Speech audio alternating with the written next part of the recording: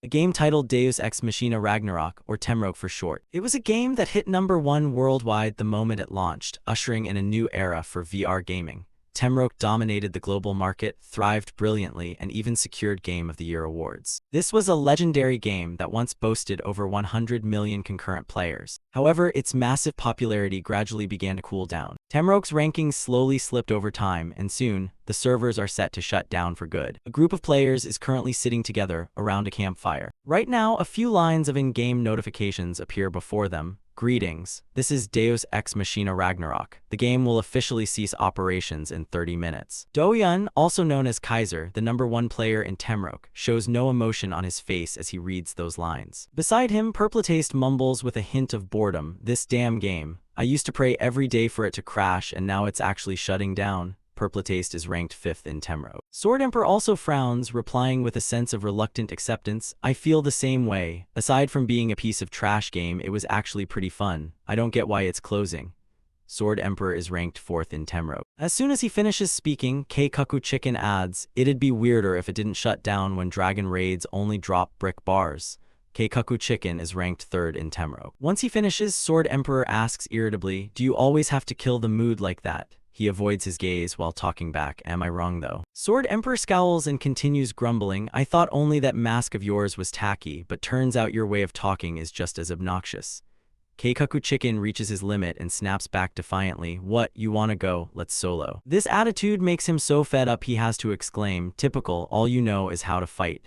Their bickering is cut short by Do-hyun speaking up from a distance. But what follows is a bitter smile from the man himself as he says, "I honestly feel a bit bad about it too." Hearing that, Purpletaste laughs in agreement. "Makes sense. You're the one who grinded this game harder than anyone. It's only natural to feel bad." Along with that, he adds his own remark, "Every time I watched you fight, I thought you were playing like someone was chasing you down." Keikaku Chicken shrugs and adds in a friendly tone, "But God is fair after all. You're definitely the unluckiest one in our group, aren't you?" Purpletaste gives a smirking grin as he replies, "To be the top player on the server without a single legendary skill. If he had just a bit more luck, we probably wouldn't even be in the same league as him, right?" Old stories are recalled through Keikaku Chicken's words. "He failed 10 enhancements in a row and then screamed, 'The world is trying to kill me.' People really should have seen that. It was hilarious." Purpletaste wraps it up with a final comment. "Thinking back, he really was the worst kind of boss." The story makes the whole group burst into laughter. This time, it's Sword Emperor's turn to join in, "The unluckiest guy I've ever met, for sure." After they finish chatting, Temroke's final notification appears. "Greetings, this is Deus Ex Machina Ragnarok. As planned, the game will officially shut down its servers today. Thank you for being with us until the very last moment." Their game characters begin to vanish, and Purpletaste smiles as he gives a final goodbye. "Great work, everyone." Sword Emperor looks away, evaluating the moment. "So, it's really over now." Meanwhile, Keikaku Chicken smiles even wider, making them a promise. "See you guys in another game, an even better one." From beginning to end, Do-hyun remains in place, watching his friends depart. The fire still burns, even growing stronger by the moment. He says nothing as he becomes the very last one to disappear. The light of the game gradually fades away as well. The VR headset is placed on the table like a final period. Temroke has officially closed its servers, and just like that, 2 years have passed. A new day begins in this modern city. Buses are whizzing by on the main road. On a bus, a soldier is dozing off next to 2 young men when an exclamation breaks the silence. "Man, his control is insane." Yongjun comments while looking at his phone screen, "Check this out.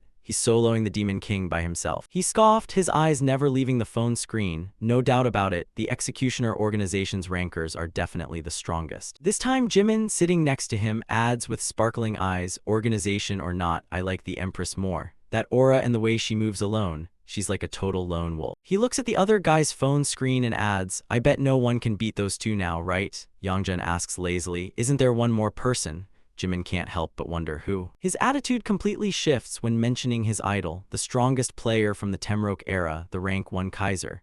Jimin lets out an "oh" as he remembers, "Ah, that's right, there was Kaiser too, but he vanished after the game shut down. I wonder what he's up to these days." At this moment, Do-hyun, sitting nearby, only gives a slight smirk. It's been 2 years since Temroke closed its servers. Speaking of which, times have changed, and the hottest game out right now is Temroke's successor, called God of Savior, or GOS for short. Just like its predecessor, the number of players in this game is growing incredibly fast. The game content has also been vastly improved, with many new races and classes introduced. It's a world with absolute, infinite freedom. The smile on Do-hyun's face turns a bit more wicked as he thinks to himself, "Just you wait, the God Ranker is back."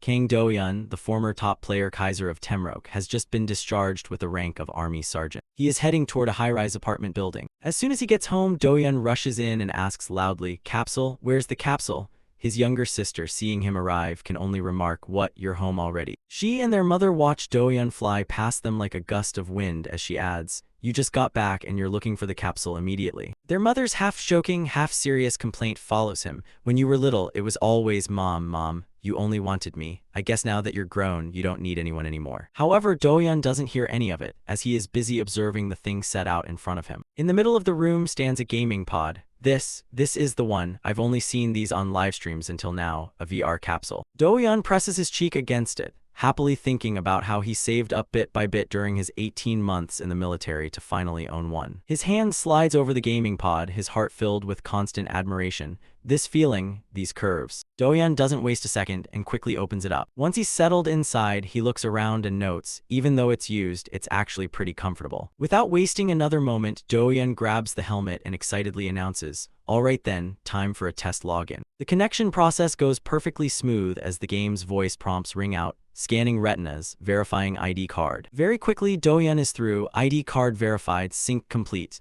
The game icon appears, followed by the title, God of Savior. Welcome to the paradise of adventure. He spawns into a lobby overflowing with brilliant light. Instructions begin to pop up everywhere. Please create your character. Do-yeon stares blankly at his own reflection in the mirror. Is this my character? He reaches up to scratch his head, thinking to himself, "Man, I look way too much like a soldier." However, seeing all the random hairstyles appearing in front of him makes Do-yeon annoyed. Why is there so much stuff? What a pain, I'll just pick something at random and be done with it. The system continues by requesting, "Please enter your nickname." He carefully considers this. A nickname, huh? The corners of Do-yeon's mouth curl up as he enters the familiar name, Kaiser. The character setup process finishes with a notification, character created. Welcome Kaiser, your hashtag is Kaiser312543, transferring to the tutorial zone. He is greeted by a scene of utter devastation with fires burning everywhere. This is the bloody battlefield of Arlan City from the past. As soon as he appears, Do-yeon is stunned, thinking to himself, is this really a VR game? Notification windows continue to pop up. Please select a weapon. He reads them while silently weighing his options. A weapon, huh? As his eyes scan the familiar items, Do-yeon makes another observation. Just the usual stuff, nothing special. Finally, he chooses based on his instincts. I'll just go with what I'm used to. Holding the weapon in his hand, Do-yeon thinks with satisfaction, I've only ever used swords since the Temroke days. To his surprise, right after he finishes picking his weapon, a voice calls out from behind him. Hey, you over there. The figure of a man runs toward him in a frantic hurry, followed by a questioning look from the man. What are you doing here? It's Knight Captain Charlie. Charlie grabs Do-yeon's hand, pulling him along as he urges, hurry, we have to move now. There is nothing but terror on his face. The other mercenaries have already joined the fight.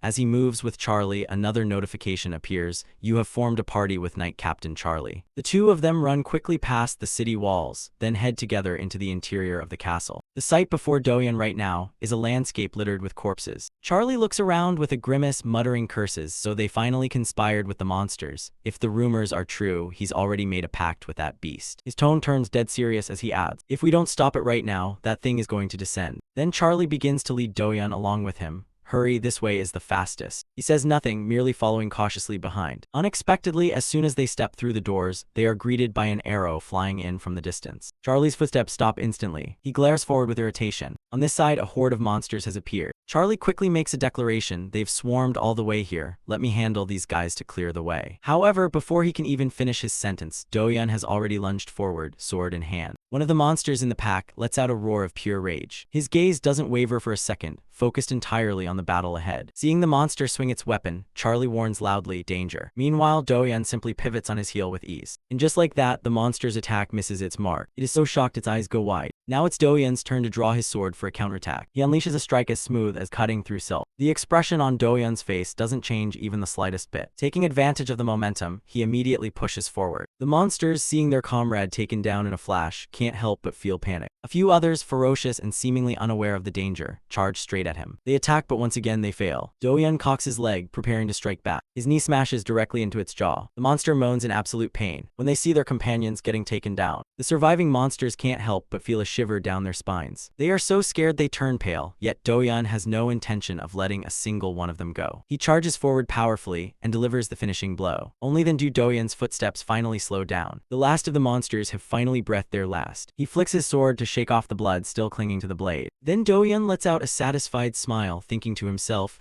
I was a bit worried since I haven't fought in a while, but I guess I'm not doing too bad. He hops around a few times to get a feel for his body. Actually, I think my body feels even lighter than before. At this moment, Charlie exclaims, good heavens, I can't believe it. You took down 5 monsters all by yourself. A series of notifications appear as his expression changes. Knight Captain Charlie is impressed by your strength. Charlie's favorability has increased. It was quite shocking. Do-yeon himself was a bit confused by the term favorability. He begins to think to himself, Temroke had this too, but after just one fight it increased this fast. Is he a bit too easy? On the other side, Charlie is doing his own calculations. An anonymous mercenary with this kind of power. Maybe this young man is a hero who only appears in history books. More notification windows keep popping up. Knight Captain Charlie is deeply moved by your battle. Charlie's favorability has increased significantly. Charlie's favorability has reached maximum. He now trusts you completely. Even if you did something wrong, he would believe you if you said you were framed. What follows is a quest summary. Received a new title, reaching max favorability right at the start of the game. Rank, Rare. Description, a title for those who maximize favorability with an NPC during the tutorial. Effect, favorability with NPCs increases faster, all stats +2. Reading this, Do-yeon notes with interest, that's actually pretty sweet. The man approaches him and speaks up, thanks to you, things have become much easier. Then he points toward the door in front of them and continues explaining, now, we just need to defeat the dark sorcerer inside, and we can end this battle with a victory. To their surprise, before they can even move, the space around them begins to shift. Oh no, have they already started the summoning? Lightning strikes, bringing a few more monsters along with it. Seeing the situation turning south, Charlie immediately delegates, I'll handle this area. You get in there and stop the summoner. His body begins to glow as he continues. If it's you, I can leave this in your hands with peace of mind. A final entrustment is given to Do-yeon. May the blessing of Saint Arlan descend upon this hero. Right after that, Charlie dashed straight ahead. Left behind, Do-yeon was momentarily stunned, wondering if he was supposed to go inside. He recalled several videos posted previously and secretly questioned it. As it seemed in the tutorial videos, Charlie was always the one to enter first. However, an answer was quickly provided. It was said that the storyline changes depending on the player's actions, but could it really change this much? Do-yeon came to a halt in front of the door. A bizarre aura emanated from it intensely, and a notification appeared. Only one person may enter. If you perish, the seal will be broken and all of the boss's debuffs will be removed. Do you wish to enter? Reading this, he once again marveled. A notification even appears in the tutorial section. However, Do-yeon once again realized that this was a hidden part of the game. To explain the hidden part, this is a mechanism concealed within the game that is only triggered or obtained under special conditions, sometimes yielding extremely rare rewards. The system asked again for his decision. Do you truly wish to enter? A smile played on Do-yeon's face. With such a valuable item at stake, there was no reason to avoid it. Yes. As soon as the choice was made, the gate swung open. Greeting Do-yeon were screams and the sight of someone being devoured. How can this be? I summoned you, so you must obey my orders. The corners of the magic dragon's mouth were stained with bright red blood. Do-yeon's eyes widened in shock. Fresh drops of blood fell from its body. What stood before him now was a bound iron-blooded magic dragon. Legendary grade named boss title, danger level, undetermined, race, dragonic, trait currently sealed, description, a magic dragon from the abyss known as iron-blooded.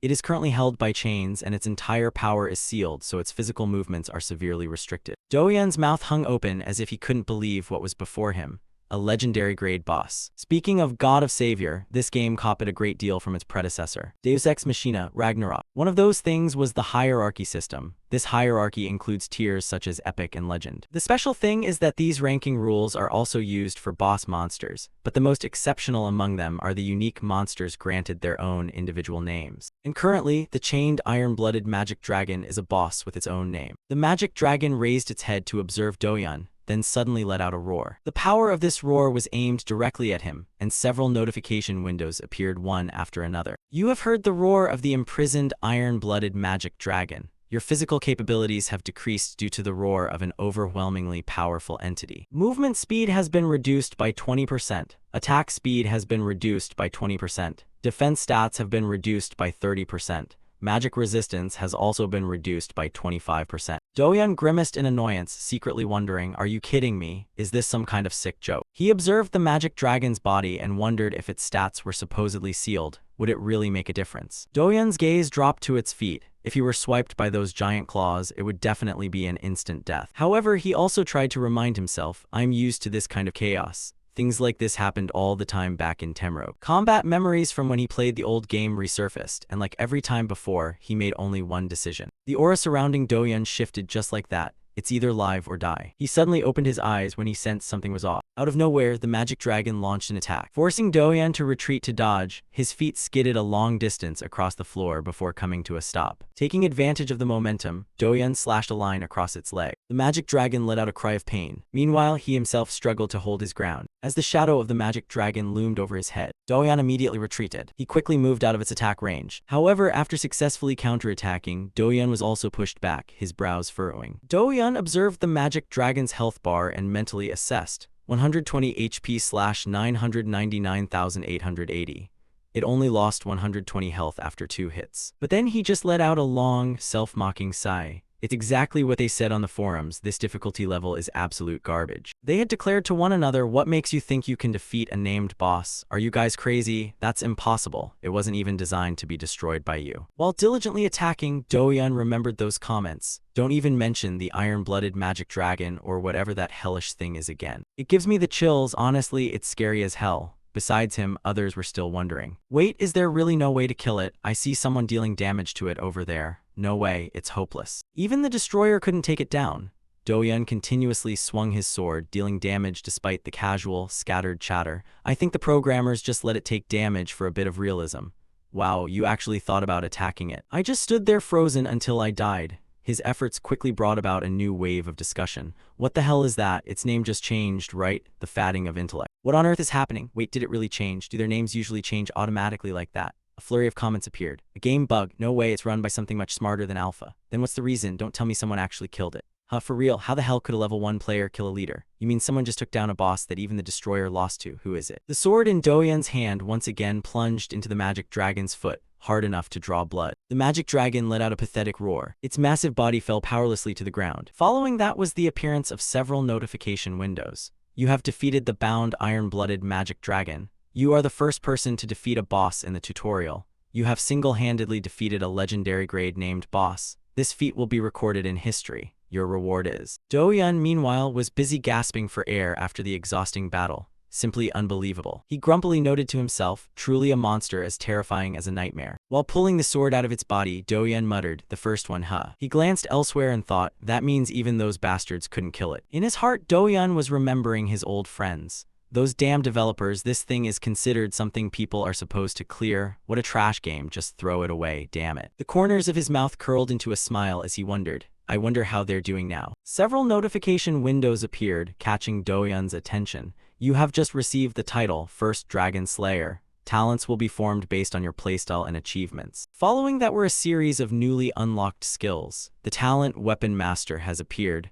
The talent Hidden Dragon has appeared. The talent Conqueror has appeared. The talent Hero has been revealed. The talent Hardship Overcomer has appeared. Necessary conditions have been met. The unique grade talent Eyes of Truth has been revealed. Reading this far, Doyun couldn't help but feel puzzled. What is this? Why did I receive so many talents? He waved his hand in front of the notification window as if to verify it while thinking, normally, you can only get one in the tutorial. Speaking of traits, this is one of the specialized systems in God of Savior. They range from exploration support types like Guide to combat-focused types like Swordsman. The higher your achievements, the greater the grade of the talent you receive. Reading this far, Doyun couldn't help but marvel. This is insane, increasing all stats, having the swordsman effect for every weapon type, spatial tracking, and even immunity to debuffs. His eyes sparkled as he continued to look down. And there's even, Doyun focused on a single line of text, another unique grade talent. Unique grade talent, Eyes of Truth, effect, see through everything that is hidden. The more he read, the more excited he became. Weapon Master, Hero, Conqueror, they are all amazing talents, but they aren't unique. Doyun muttered to himself with conviction, even if no one possesses all of them at once, there will definitely be many players holding at least one of them. Then he turned his attention back to one thing, but what about the Eyes of Truth? It's unique grade, meaning it's the only one of its kind in the entire world. After thinking this and that through, a smile spread across Doyun's lips. I just hit the jackpot, 1 unique talent and 5 regular ones. The info panel about himself appeared. Title: First Dragon Slayer, Legend Grade. Description: deals extra damage to boss monsters. Side effect: +5 to all stats. When devouring, it works on bosses. Stats can stack +10. In addition, there's this overpowered title. It felt to Doyan as if he were soaking in honey at this moment.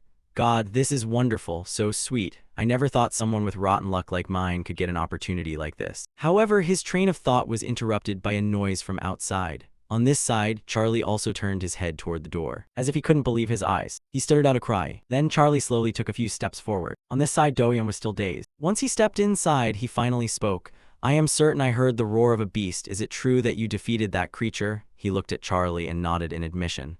I guess so. Charlie looked at him in shock and marveled, and yet you stand here without a single scratch. Just what kind of master are you? Doyan was about to explain casually. Well, it's... However, the man quickly raised a hand to stop him. No, who you are or where you come from is no longer important. With the respectful air of a knight, Charlie placed his hand on his chest and declared, True heroes always appear in times of chaos. I am certain that your presence... Doyan momentarily still didn't understand what was happening. His voice rang out again, will become a beacon, bringing great change to this chaotic world, and I, Charlie, believe that with all my heart. Charlie even knelt on the ground. Oh great hero, I beg of you, could you grant this humble knight? His hand stayed on his chest as he made his vow. The honor of becoming your sword. A notification window from the system appeared, explaining the current situation.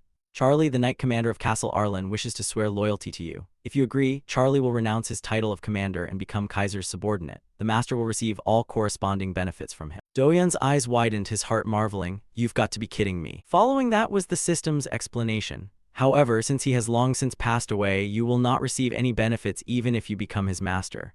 Only when he read those lines did his confusion somewhat subside. Right, this tutorial is just a reconstruction of the past. Doyan nodded slightly while replying, so this is just a formal event. Fine, I accept. Charlie's face brightened at these words, accompanied by the appearance of several other notification lines.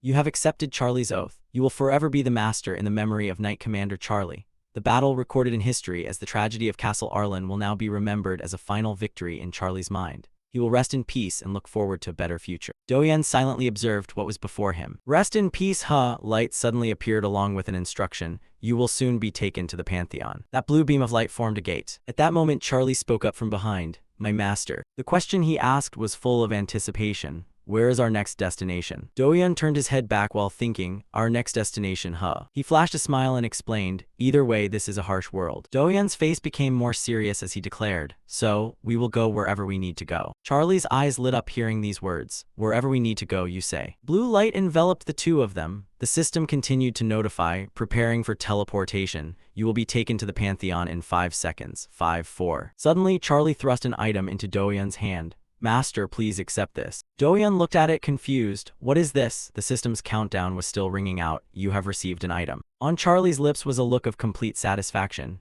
Thank you, Master. Please rescue. Teleporting to the Pantheon. The scenery before Doyan rapidly changed and information appeared accordingly. Welcome to the Pantheon. This is the place for you to choose a god and decide the path you will take. We pray that you will receive the protection of the gods. Doyan looked around with an expressionless face. So this is the famous Pantheon of legend. Speaking of which, rather than calling it by the noble name Pantheon, people often knew this place more as a card-opening hub.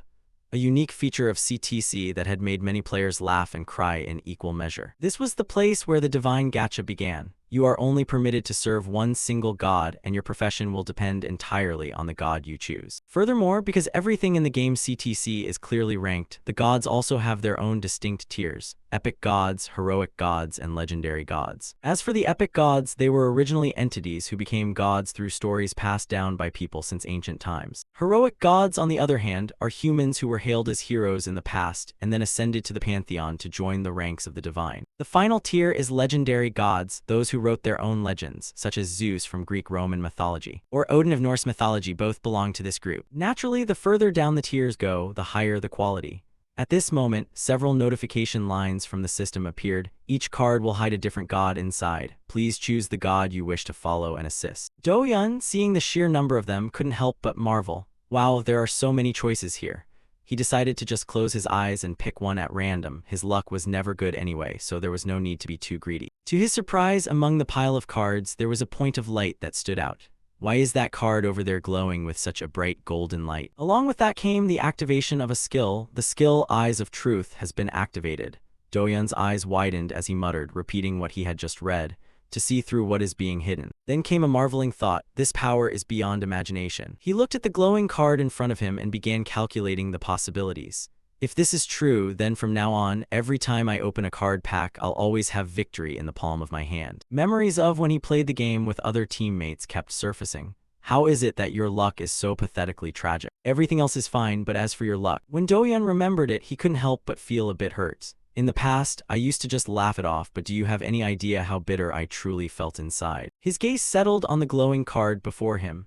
But now, just having this in my hand, returning to the ranks of the top players is entirely possible. However, even though he was excited enough to feel his nose tingle, Doyun had to remind himself, calm down first. His hands slowly reached forward. Without question, I won't aim for anything other than the gold cards. Finally, he grabbed that card. Its information quickly appeared. You have drawn the legendary god, one-handed sword god Tyr. Do you wish to choose this god? The corners of Doyun's mouth curled into a smug smile. A legendary god, no less, with this start. However, immediately after, several notification lines with a red background appeared. The qualifications to become an apostle have not yet been formed. You cannot become an apostle of Tyr. Please perform the card draw once again. Doyun's mood immediately tanked. What the hell is happening? I can't be an apostle, the system notified. Tyr feels extremely bewildered by this unexpected situation.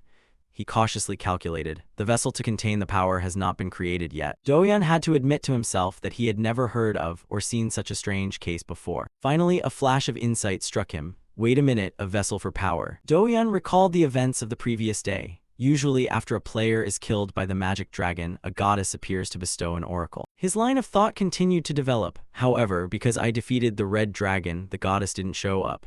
If that's the case, is all this trouble because I haven't received the goddess's enlightenment? Then Doyun opened his own status window. Player level 11, maximum affinity achieved from the start. Title, First Dragon Slayer. Strength 5 plus 18, Agility 5 plus 18, Stamina 5 plus 18, Perception 5 plus 18. It wasn't there. He quickly noticed the difference right at the job section where it was supposed to say Apostle. Stamina 210-210, Class Adventurer. Title 2 there it only displayed the single word, Adventurer. A difficult problem had been posed. Damn it, how am I supposed to handle this now? And then Doyun looked up again. If this keeps up, those cards won't have any value. Either way, they'll just keep notifying me that I don't have the qualifications. All the excitement from earlier vanished like bubbles. Do you know how long I've waited for this moment? Doyun dejectedly held his head, trying to remind himself, what should I do now? If I delete this character to make a new one, I'll have to wait for 60 days. However, immediately after, he noticed something else. Doyun's vision locked onto a red card lying scattered on the ground. Red. His hand touches it as he silently thinks to himself that he has never even heard of a red tier card before. Information about this card immediately appears. You have selected a hidden card. You have chosen Hasiar, the Forgotten Last Adventurer. You possess the qualities of an adventurer. You have officially become an apostle of Hasiar. Doyun's eyes reflect the red hue of the card. I'm certain this is a secret piece of the puzzle. System notifications keep popping up as a red light slowly envelops his body. You have promoted to the Last Adventurer. You have acquired the skills of this class. Class, Last Adventurer. Description: in the early days, all of humanity were originally adventurers. They were once the masters of the Vestal region, stronger than anyone, possessing powers that threatened even the gods until they faded away in vain. From that fateful day, humanity was defeated, and I am the last adventurer remaining. Long strings of information appear one after another. Innate talent, adventurer. Adventurers are those who always crave freedom. They are the masters and also the friends of Vestal. They carry an explosive potential. Effect: you can learn and use all skills without being limited by class. Reading this, Doyun can only exclaim, this is absolutely insane. He thinks with satisfaction, no longer bound by a class, I can perform every single skill. And then he finds a way to develop this further. Because of this, I can build my own personal skill system, selecting only the most useful skills to use. A roadmap is quickly mapped out by Doyun. In addition, combining this with the Eye of Truth, I'm sure I can obtain the exact moves I want. What would happen if I paired it with the Weapon Master talent? He even imagines a future where he truly becomes an all-powerful being, with no more weaknesses left. Information continues to be provided by the system. The class change process is complete. You will be teleported to the Vestal region shortly. Throughout that process, Doyun keeps reminding himself, as long as I have this start. The system's countdown rings out. 3. A proud smile plays on Doyeon's lips. It's definitely worth giving it my all one more time. Right now, the light is gradually covering his entire body. 2. To climb to the position of a top-ranked expert. Vestal region, Ard, the city of beginnings, overflowing with light and bustling activity. Everyone has their own goal. Oh man, this gacha pull of mine was a total disaster. Try to be a bit more patient. There are still countless things to do in GOS even if you're not a combat class. On the street, 2 figures are walking together. One of them remarks dejectedly, "Looks like we can't find anyone promising today." Talent scouts. To speak of talent scouts, they are officers responsible for recruiting new members for guilds, but in the eyes of players, they are no different from annoying cult recruiters who always ask, "Do you believe in our religion?" The gray-haired guy continues irritably, "I need to fill my quota for this month, otherwise that damn manager is going to throw a fit again." Just then, the black-haired person looks in another direction and speaks up, "Hey, look at that guy over there." They observe Doyeon and give an assessment. "He looks like a pathetic mess, doesn't he? It looks like his spirit has completely broken." Finally, these 2 decide to ignore him. Let's go. There's no point in recruiting someone so worn out. The truth is that Doyeon is reading the information appearing before him: blood, necklace, and covenant. An accessory carrying a solemn vow created from the blood of Charlie, commander of the Arlen Knights. Only his descendants may possess this. Item grade, heroic. Level requirement, none, restricted to Charlie's master. Special option, defense and magic resistance will increase every time a certain amount of experience is accumulated. Unlocks at level 35. His jaw drops as he silently marvels, "This is amazing. A heroic tier equipment. Even the attribute lines are extraordinary." Once again, Doyeon experiences the feeling of being bathed in honey. The sensation is sweet, and it is truly, truly wonderful. However, a notification appears and interrupts his excitement. Quest notification, clear out the goblins.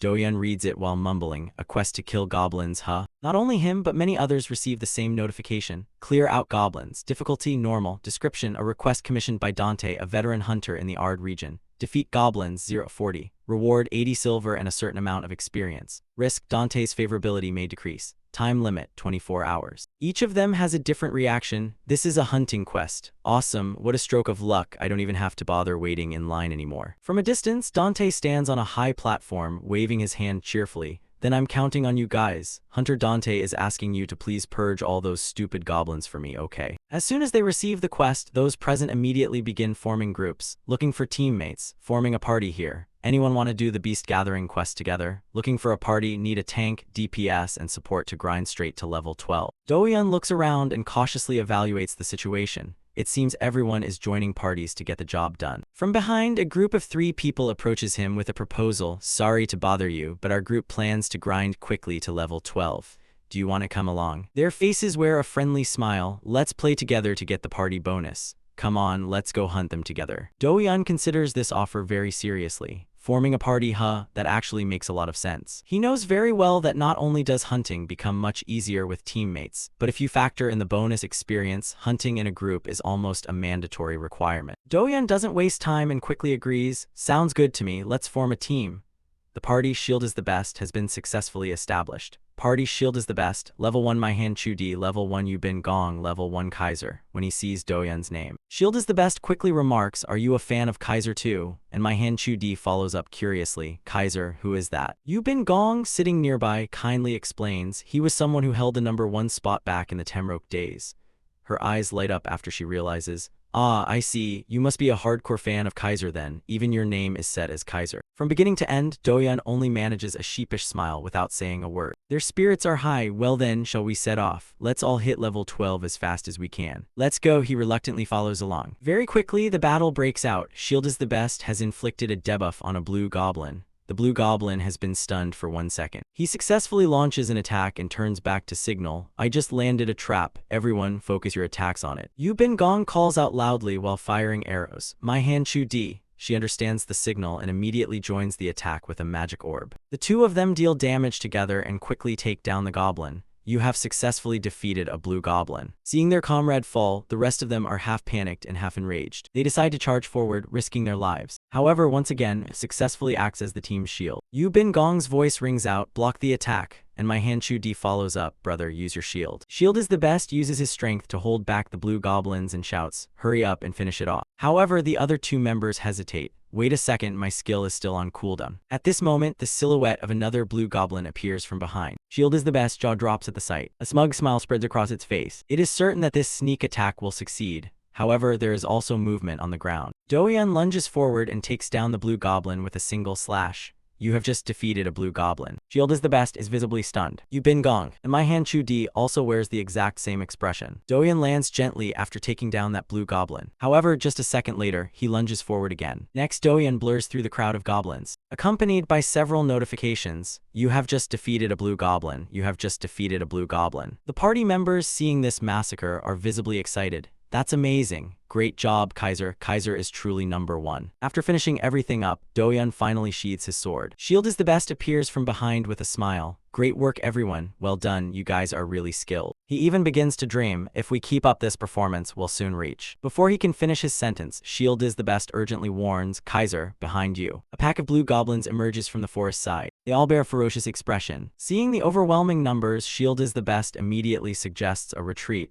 We can't handle this many. Let's get out of here first. However, Doyan has once again charged forward. Kaiser, inside, he is silently nodding. However, I have never once fought blindly. The blue goblins gleefully charge toward him. He leaps high, preparing for a close quarters clash with them. In Doyan's eyes right now is nothing but killing intent for them. The forest, which was originally peaceful, is stirred up just a second later by several attacks. Purpletaste expresses his confusion. Why do you always dive into such risky battles? Are you just hot-headed, or is there something wrong with you? Someone who acts so recklessly is bound to taste failure sooner or later. To this question, Doyan only replies nonchalantly, reckless, what the hell are you talking about? He begins to explain, look, when your health is at a critical level and then a boss-tier monster suddenly appears, isn't it completely insane to charge straight at it? However, he is silenced by another question from Doyan, but the result was that I took it down, didn't I? Purpletaste momentarily pauses and then agrees, well, that's undeniably true. You're not wrong, but that kind of action is still incredibly dangerous. Back in the present, a pack of blue goblins stands before Doyan. How thoughtless. He looks at them and silently agrees, perhaps so, there's no reason to do this. Risking one's life pointlessly just to fight is unnecessary. Just then, Shield is the best quickly turns his head with the intention of retreating.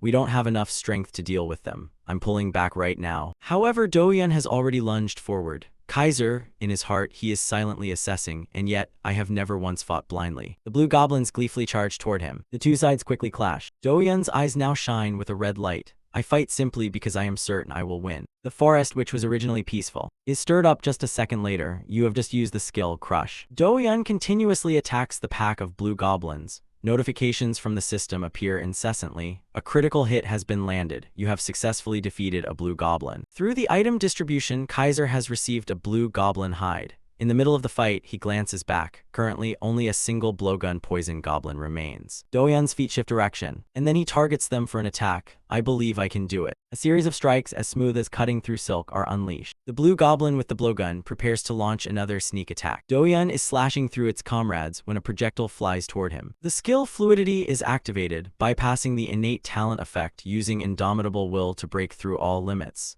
The talent Transcended has been activated. Doyan's vision is enhanced. He easily deflects the projectile. The blue goblin witnesses this and is so stunned its jaw drops. Doyan charges directly at it to attack. Then his feet slide a long distance across the ground. Because another blue goblin is aggressively charging toward him from the front, it gnashes its teeth and swings its sword at Doyan. His eyes emit a red glow, and with just one strike, Doyan easily takes down the blue goblin. System notifications appear. Thanks to the weapon master talent, all equipment restrictions are removed. Under the influence of the adventurer effect, you can use the basic dagger skill, Vital Stab. A satisfied smile plays on his lips. Check this out. His other hand shifts smoothly and draws a knife. Next, Doyan stabs the knife into the blue goblin. You have performed the skill, Vital Stab. You have hit the enemy's weak point. A critical hit has been calculated. He has just taken this one down and already has to face another. The weapons of both sides clash together. Doyan successfully knocks the club out of the blue goblin's hand. The weapon master trait helps remove barriers when using equipment. The adventurer talent allows you to use the basic mace skill, Swing. In the blink of an eye, he has appeared right in front of it. The blue goblin's face is lit with terror. That is also the moment it must face death. Doyan plunges the knife into it while seizing its weapon, and then he uses that very club to finish off this blue goblin. You have used the skill, Swing. Notifications from the system pop up one after another. Your weapon proficiency level has increased. Your weapon skill level has now reached level 2. Your dagger proficiency has increased. Your dagger mastery is now level 2. Your sword proficiency has improved. Your sword mastery has now reached level 3.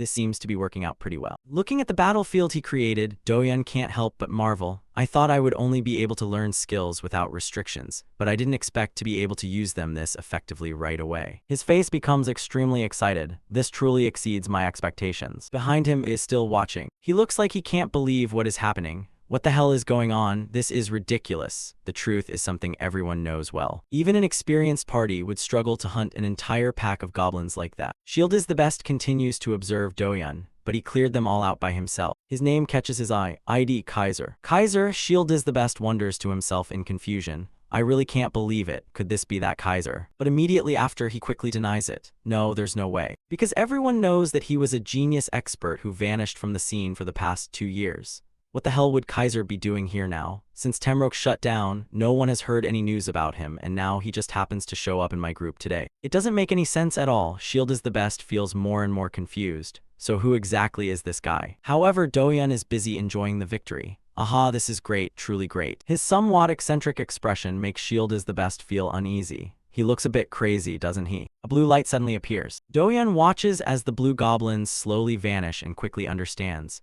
It looks like everything disappears except for the dropped weapons. He doesn't mind much. After all, he has removed weapon restrictions and can even use skills, so he thinks this is enough for now. Next, Doyun requests his status window.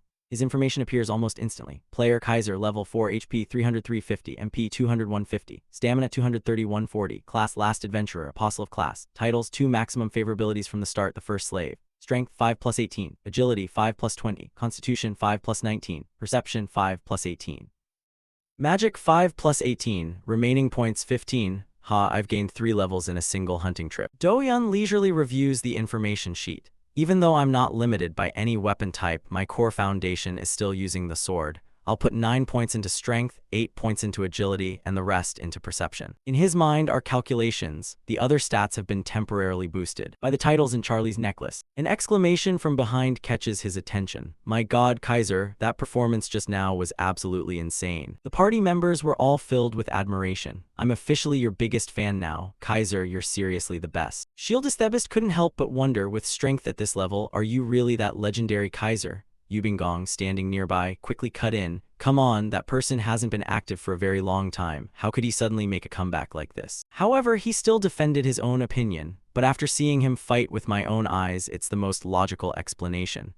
The other person partially agreed. He really does have the presence of a Kaiser in the flesh, doesn't he? They continuously showered Doyun with praise. That was seriously amazing just now. If you said you were the real Kaiser, I'd definitely believe it 100%. He only laughed it off, but in his heart he was thinking, this is rough, but I actually am Kaiser. At that moment, another question was posed. By the way, Kaiser, did you just receive power from some mythological god? The amount of damage you're dealing is absolutely insane. Doyun once again humbly replied, it's all thanks to my talents. Besides, I was also lucky enough to earn a title. The more they heard, the more their admiration grew. You even have a title. Aren't you about to become a top-tier ranker? I need to make sure to get on your good side starting right now. The party chatted for a while longer. Afterward, Shield Esthebist made a suggestion. Alright, it looks like my health has fully recovered. Shall we continue with the hunt? Yubingong's spirit rose accordingly. Why don't we just go ahead and take down 10 more while we're at it? Seeing them so excited, Doyun had to agree. Good idea. Yubingong declared loudly, let's head out. Shield bearers, we've got big bro Kaiser by our side now.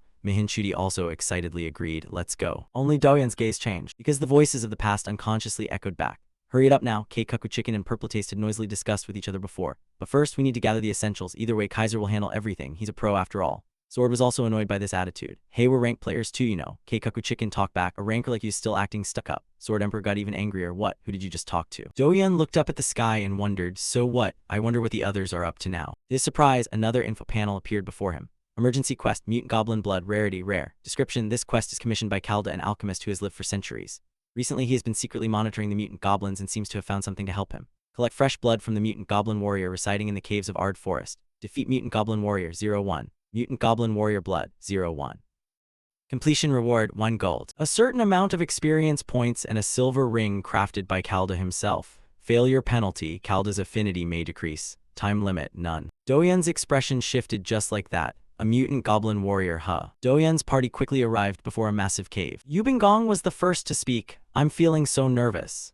Mihinchudi agreed with him. Me too. Hearing these words, Doyun reflected in his heart. That anxious feeling right now is understandable. He remembered things that happened before they got here. Thanks to hunting extra monsters on the way, they knew this dungeon was nicknamed. Party, Shieldesthebis level 9, Mihinchudi level 9, Yubingong level 9, Kaiser level 9. The Rookie Destroyer. The comment section was incredibly noisy. How the hell are you supposed to kill that mutant goblin warrior? I just failed on my third try. Do they really have a chance of winning? It's totally possible to take it down if you bother to follow the guide. No way, I followed it, but it's insanely hard. Just one small mistake and the whole team is wiped.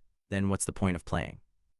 Reading this far, Doyun could confirm that this was a dungeon where players would definitely perish the first time they stepped inside. They entered with a determination to taste a bit of what a real raid feels like. At the Ard Catacombs, among the names people gave it, not a single one sounded hopeful. Greeting them were goblin warriors. Compared to hunting normal goblin packs, the challenge level here was significantly higher. Even this secret realm itself had unique mechanics that required extremely tight team coordination. When combining both of those factors together, another party was angrily walking out just as Doyun's group entered. No wonder this place earned the name Rookie Grinder. Comments rang out one after another. God, seriously, do we even have a chance of beating this thing? They should have designed it so it could be done solo.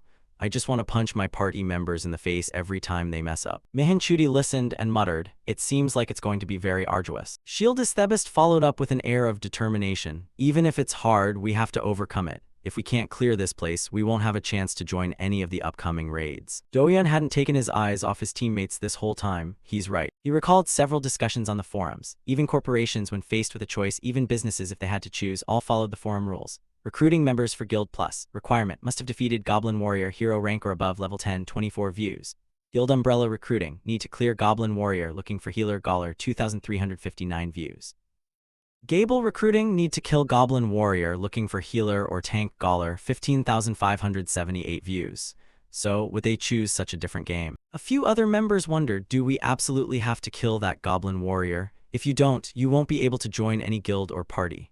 Can't I just lie and say I already beat it? No, they're asking why they can't just make up a story about it. Don't you know that everything is recorded in the adventure book? Various topics related to this Goblin Warrior were constantly brought up. This is so annoying. Might as well just quit the game. Your IQ is probably on the same level as that goblin. Those little tricks don't work in TCT. Leading to the mention of an item, the adventure book. Inside that adventure book, many things are contained, from quest materials to the exploration of new lands and even the slaying of bosses. It could be said that every activity a player performs in the world of TCT will be saved in the adventure book. However, time passes and later on, when there's a long list of defeated bosses, it might be different. But if you want to join a boss hunting party in the next city, players will have no choice but to grit their teeth and overcome this challenge. Doyun thought to himself as he walked inside. Furthermore, the boss in the next city is a mandatory target to defeat, unlike Ard. After walking a bit further, he stopped. Before them now was a massive gate with information clearly displayed. Lair of the Mutant Goblin Warrior. Rank: Rare. Type: Party Dungeon. Boss characteristics: Solo Boss. Description: the home of a warrior who was once a legendary and brave green goblin until he was cursed and exiled by the tribe.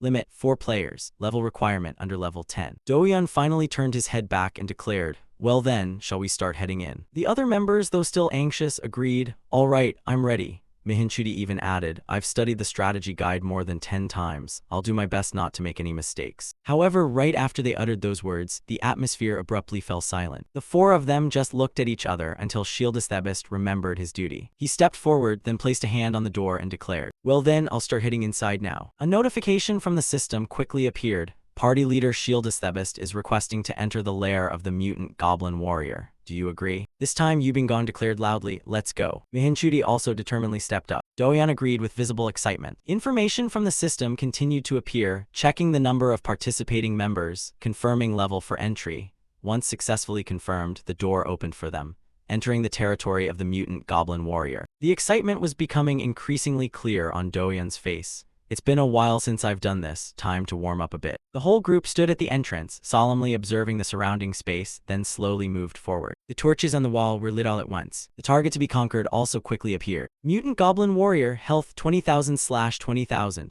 Title: Elite Boss. Type: Goblin. Trait: Mutant Warrior. Extremely strong physical enhancement.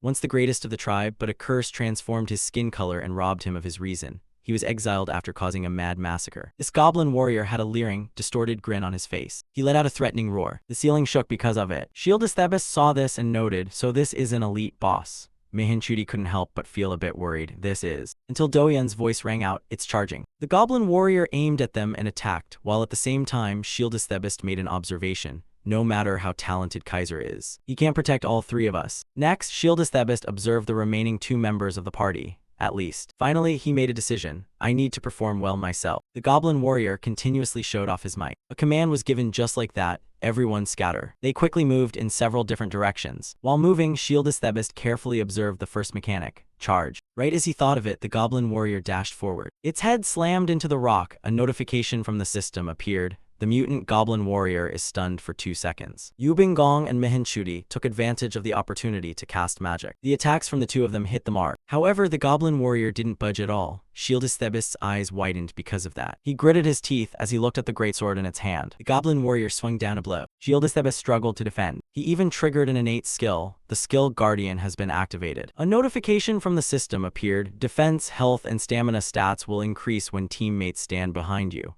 Shieldesthebist turned back and signaled, I've got its attention. A blue light appeared as Doyen launched an attack. The goblin warrior cried out in pain after taking the full force of that blow. An explosion was created almost immediately. This made Shieldesthebist excitedly remark, great, things are progressing very smoothly. At this rate, we can clear the first phase safely. From behind, Yubingong signaled loudly, the next mechanic is about to happen. But everyone knew that, theoretically, that mechanic only appears when its health drops to 10,000. And the goblin's HP at this moment was 20,000/99,982. Shieldesthebist was dazed as he saw the monster preparing to launch an attack. However, Doyen acted in time. He closed the distance and attacked it in the blink of an eye. The goblin warrior roared in pain as it was severely wounded. Even Shieldesthebist was equally surprised. Doyen didn't stop there. On his face now was a smug smile along with a declaration. Mechanic handled. The two of them sat together on a stone bench. The reporter said, Mr. Kaiser, your team has conquered all the toughest dungeons today. You were honored as a member of the strongest party to ever exist. Could you reveal the secret to this success? Doyen smiled brightly and replied, our secret. Perhaps it's just that everyone plays to their maximum strengths. Every word he said was recorded in her small notebook. The reporter also actively exchanged thoughts with him.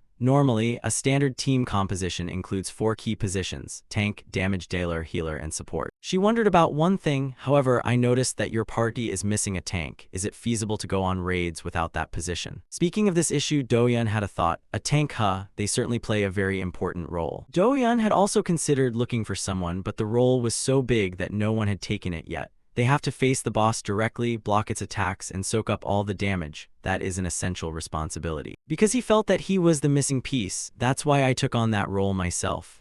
This unexpected answer left the reporter wide-eyed and open-mouthed. Wait, what? Doyen only smirked, glancing at her. In a recent battle, their team had to deal with a fierce, long-nosed ogre. Even Shieldesthebist didn't expect this. How could that be possible? Doyen himself dashed up alone and took it down. Even pros would have a hard time blocking its blows with crowd control skills, yet he could break that attack pattern without using any crowd control moves. In his hand was only a small sword, yet every slash was fatal. On top of that, he was in the damage-dealing position. Even with a giant sword in hand, the ogre couldn't do anything to Doyen. It roared fiercely in frustration. He wasn't afraid at all, but instead charged forward with burning intensity. This kind of attack was nothing. With just one slash, he sealed its limbs. The whole team was happy and surprised. Yubingong praised Doyen endlessly. Oh my god, look at how he only aims for the weak points. This is crazy, terrifying. He just blocked its attack again. Suddenly, Shieldesthebist was startled as he saw. The ogre's health bar had decreased significantly after just a few of Doyen's slashes. The boss's health was down to only 20%. Seeing that the time was ripe, he ordered the whole team forward. The second phase is about to start.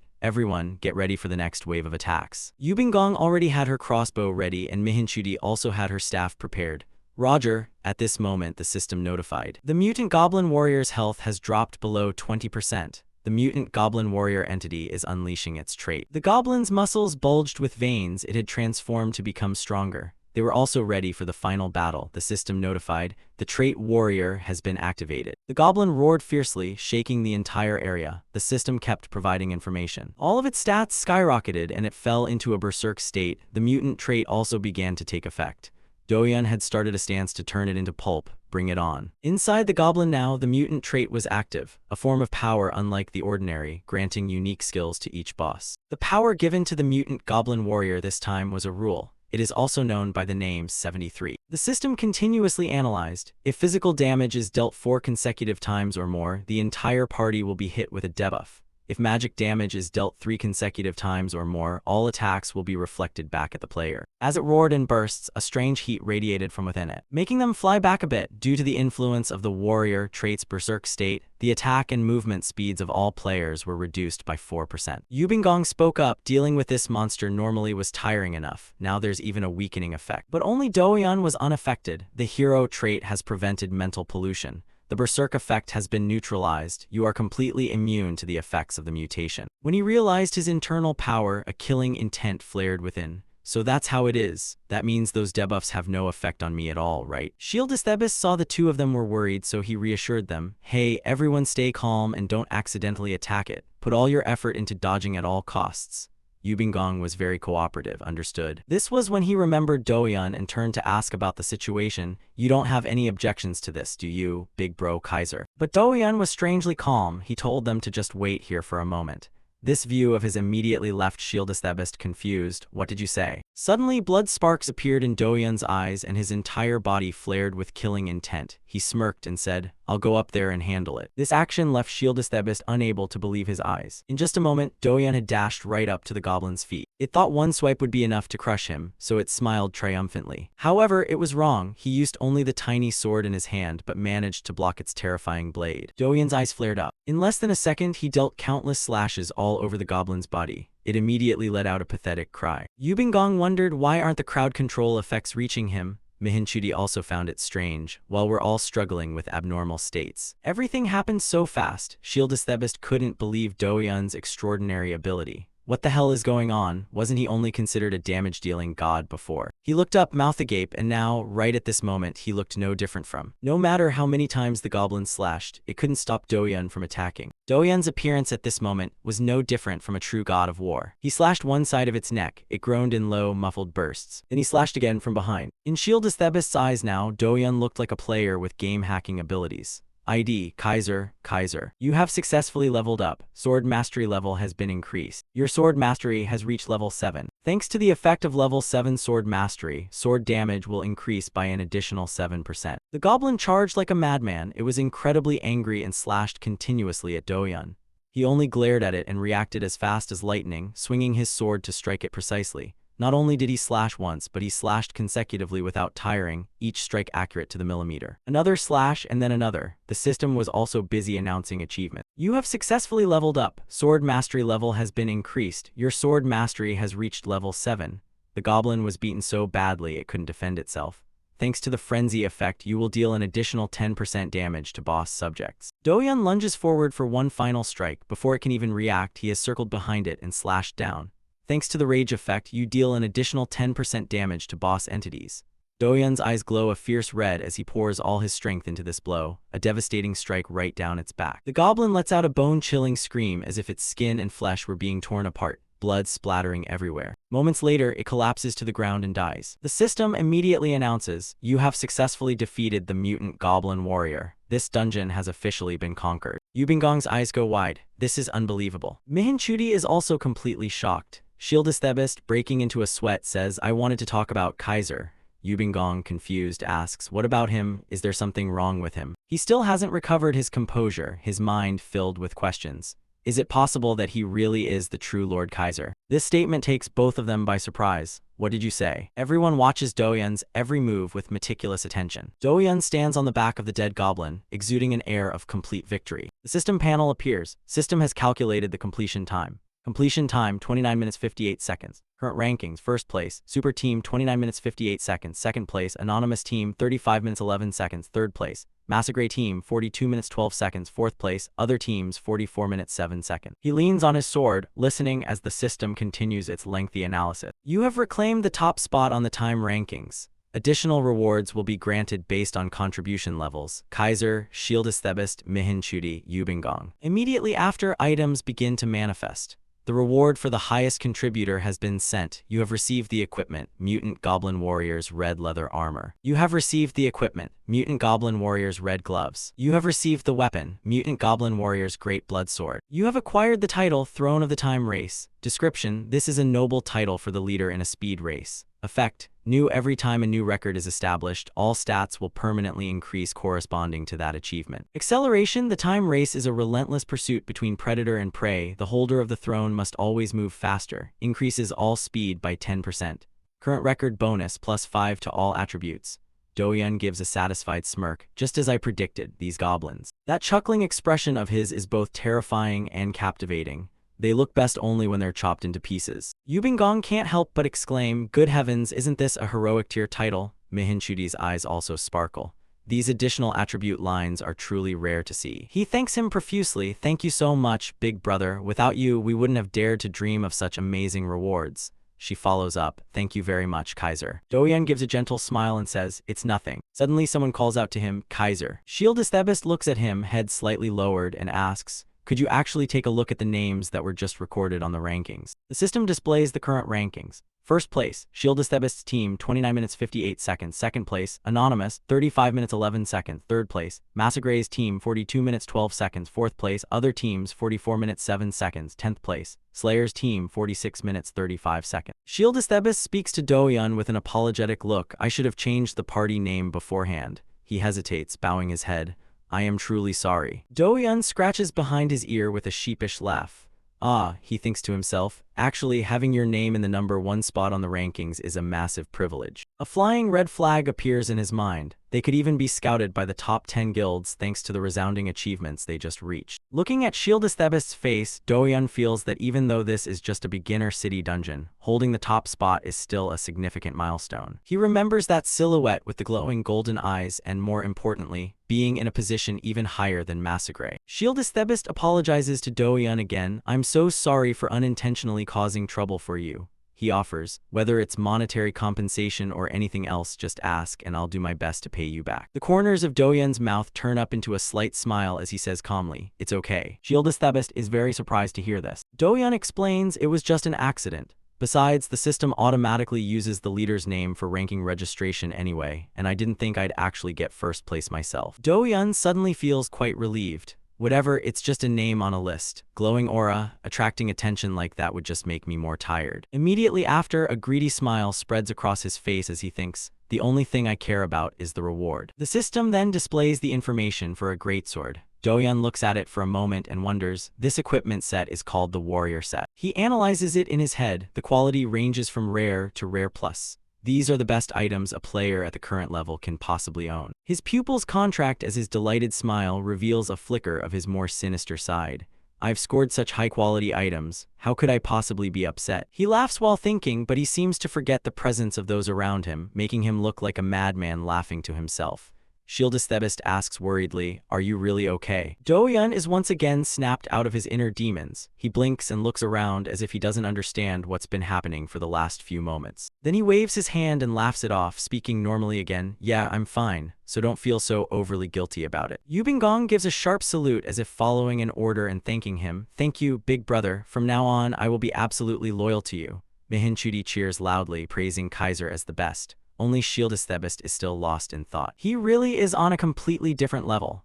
The system displays a notification that the dungeon session will end shortly. Suddenly, a powerful surge of blue light appears, creating a three-dimensional spatial portal. Shieldesthebist turns and says, hey, Woojin. Yubingong replies, what is it? Shieldesthebist confesses, to be honest, when I read those posts praising Kaiser online, I just thought they were exaggerating. He admits, but now I understand clearly. Shieldesthebist watches Doyun's retreating back and says firmly, this is the true power of Kaiser. Doyun turns back and asks, aren't you coming? Shieldesthebist flusters, yes, I'm coming right now. Shieldesthebist quickly steps inside. Following him, everyone enters the spatial portal. The source of mana teleports them to another location. They arrive in the back alley of Alley City and enter an item shop. Yubingong exclaims, it looks completely different from the outside, doesn't it? Mihinchudi gapes in curiosity. It's like magic. How can the scenery be this different? Doyun looks around and is suddenly drawn to something. At the checkout counter is a person completely wrapped in a headscarf. He seems to be the shopkeeper but isn't very friendly to customers. He asks in a gruff voice, who do you think you are? He is Kalda the alchemist. Yubingong says warily, he looks pretty scary. Mihinchudi agrees, he looks like a creep.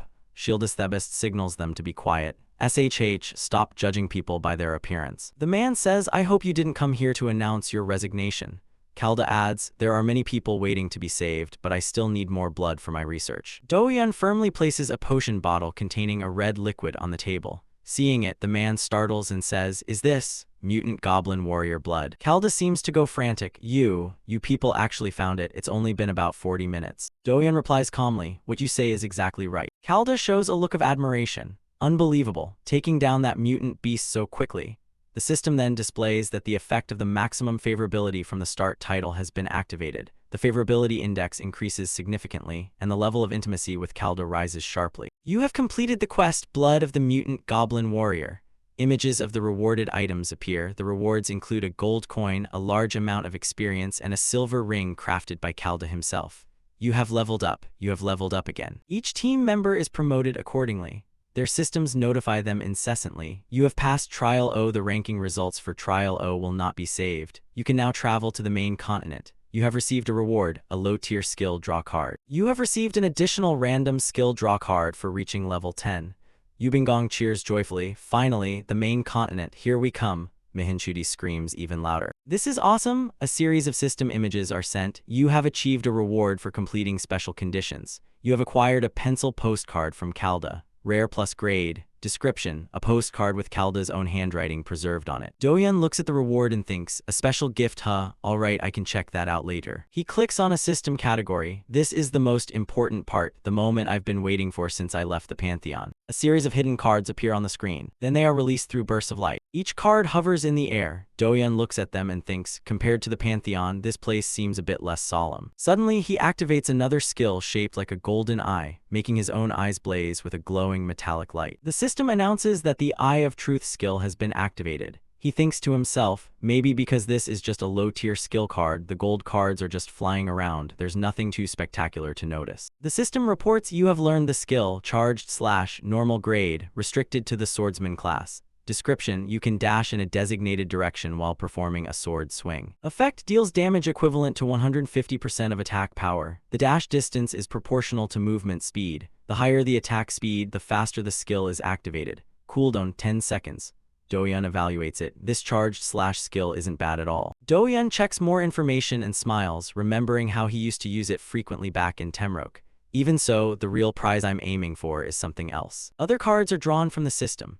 Doyan believes it's the card that allows for a random skill draw ranging from normal to legendary grade. The system asks, do you want to use the random skill draw card now? Before he can react, the system notifies him, your login time has expired. You will be logged out in 5 seconds. Doyan lets out a startled, what? The game system explains the situation. Login time limit. This is a system established to prevent players from exhaustion or game addiction due to being too immersed in this hyper-realistic virtual world. He realizes he has lost track of real time. Has it really been 10 hours already? Only 3 seconds left on the countdown. The cards glow brightly. The system counts down to 2. He is so tense that sweat soaks through his shirt. The cards glow brighter and brighter. The system hits the final second. Doyan frantically reaches for the system panel as he begins to vanish from the area. The system announces, login duration has ended, performing forced disconnection. After a moment, 1, then 2, then 3 cards appear. Doyan stares at the screen, sweating profusely from the tension. The cards emit light just as the system hits 1. Doyan screams in horror as the system reports, your connection time is up. The system is performing disconnection. At this moment inside the cryo chamber, Doyan has woken up after a long sleep, but he cannot move to get out. After a while, he suddenly lets out a desperate scream. Time passes until the next morning. Doyan is so anxious that even while sitting in his chair, he is shaking uncontrollably. The clock finally strikes 10:00 a.m. He gnashes his teeth and thinks, it worked. Then he returns to the cryo chamber and lies back down inside. The system immediately analyzes, performing retinal identification. Authenticating ID card info, ID verification complete, data synchronization complete. Establishing connection to the game, God of Savior. Doyan's consciousness is teleported to another dimension. Welcome back to the paradise of adventures. We wish you an exciting and memorable journey. Location, back alley of Alley City. The scene is an old town. Doyan stands fumbling around on a street corner. He is in an extremely tense state as he looks at the system screen. I need to check this as quickly as possible. At that moment, I definitely saw a golden light radiating. The text display shows a new skill he hasn't viewed yet. Opening skill storage. Inside, there are only the cards from earlier. Doyan lets out a sigh of relief, so that's how it is. He thought those glowing cards meant there was a problem and had been overthinking it. I thought it would be a legendary grade skill, but it turns out it wasn't what I expected. Anyway, my luck with item drops has been pretty good lately. Simultaneously, Dohyun receives another new move, Backstab, Heroic Grade, restricted to the Assassin class. Description: approach from behind the opponent to cause confusion and unleash a massive amount of damage. Effect: teleports behind the target within a certain range. At this time, the enemy will be marked for a duration, and the skill can be reactivated once more before the mark disappears. When used again, the player will close in on the target once more and unleash a critical hit based on the damage accumulated on the mark. Cooldown 50 seconds. He's slightly surprised by this practical move. Backstab, huh? In this old town, assassins are everywhere. This was originally the trademark signature move of the assassin class. It is the reason long-range players are always wary when facing one. They can strike at any time, even if you try to maintain a safe distance. This remains a dominant skill that can close the gap in the blink of an eye. And yet, such a dangerous move has fallen into Dohyun's hands. He realizes this and feels triumphant. But why did it end up in my hands? I just need to collect a few more things like this. His smile becomes increasingly twisted as dark thoughts fill his head. Whether it's PvP or monster hunting, I will definitely become a perfect damage dealer capable of crushing everything. Just then, two soldiers, a man and a woman, walk by talking. I've studied all the guides thoroughly, so just leave it all to me. Really? Of course. The man is startled when he sees Dohyun. He is hallucinating so much that his head feels like it's about to explode, and his stance is wobbly and unstable. A puff of mist escapes Dohyun's mouth, and his eyes are blood red, looking like a demon from hell. Dohyun's bizarre appearance strikes fear into both of them. The man says, "That guy seems a bit crazy, doesn't he?" The girl agrees, "We should probably take another path to be safe." Then they tuck tail and run as if being chased by hounds. Dohyun only now realizes he's standing there. He has no idea why they ran. He looks at the system screen, feeling happy. Anyway, I've got a new skill. Now should I try wearing those items I just received? In his bag are various pieces of armor. Mutant Goblin Warrior's red leather armor, Mutant Goblin Warrior's shoulder guards, Mutant Goblin Warrior's greatsword, the silver ring refined by Calda. With all this equipment, I won't look like a weakling who's easily bullied anymore. Dohyun doesn't hesitate and equips them right then and there. He is itching for a fight. Well then, time to move to the main continent, shall we? The system complies with his wish. You will be teleported to Raven, the first city of the main continent, shortly. Once you set foot on the main continent, you will not be able to return to Ali City. A blue energy portal opens and the countdown begins. 5. Dohyun turns back to look at the town one last time. I just left yesterday and didn't even get to say goodbye to anyone. His companions for this stage, Shieldus Thebist, Yubingong, and Mihinchudi. He silently thanks them. Anyway, I was starting to get a bit attached to them. There's a slight feeling of regret. The clock doesn't wait and counts down to 2. Dohyun brushes it aside. Whatever, if it's meant to be, we'll definitely meet again. He steps inside just as the system announces, teleporting to the main continent. Dohyun is teleported through the main gate of a large square. All players who complete their training in Ali City carry great expectations as they take their first steps onto the main continent. People are chatting happily with one another. He notes that unlike Ali City, which was divided into separate servers by country, this is where players from everywhere converge to form parties together. Looking at the landscape ahead and the challenges that await, Dohyun is ready to step into the first starting point of the journey, Raven, the starting city. Suddenly, there is the sound of soldiers shouting, "Everyone, get out of the way." The Knights of Raven have returned after successfully completing their mission. A bound prisoner is being escorted in. "Let me go right now," the soldiers shout. "Stay still, you shameless scoundrel." The system then displays a quest for Dohyun. Upon entering the main continent, locked systems will be opened. Beginner benefits will officially disappear. Instead, you can experience many other features such as the arena, duels, and workshops. Raven is the city that symbolizes the start of a new journey. We hope you enjoy your adventure on the new stage unfolding on the main continent.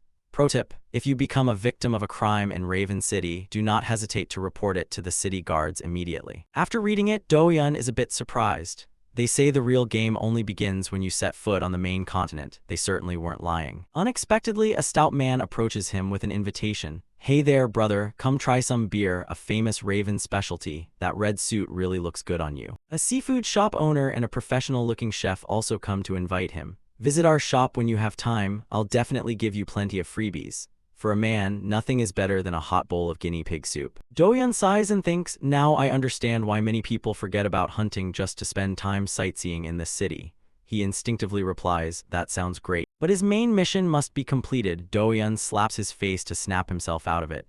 Gotta stay focused. I can enjoy those things later. Doyan draws his sword and thinks, well then, how about I go for a test hunt first? The area is full of nothing but goblins, and they are all taken down by him. Right now, Doyan is at the Raven Plains. He is fighting these goblins blocking his path. The system is busy calculating points. Warrior set attribute activated. Gain the intimidation effect when facing goblin species. Deals an extra 7% damage against all goblin types plus 2 to all stats.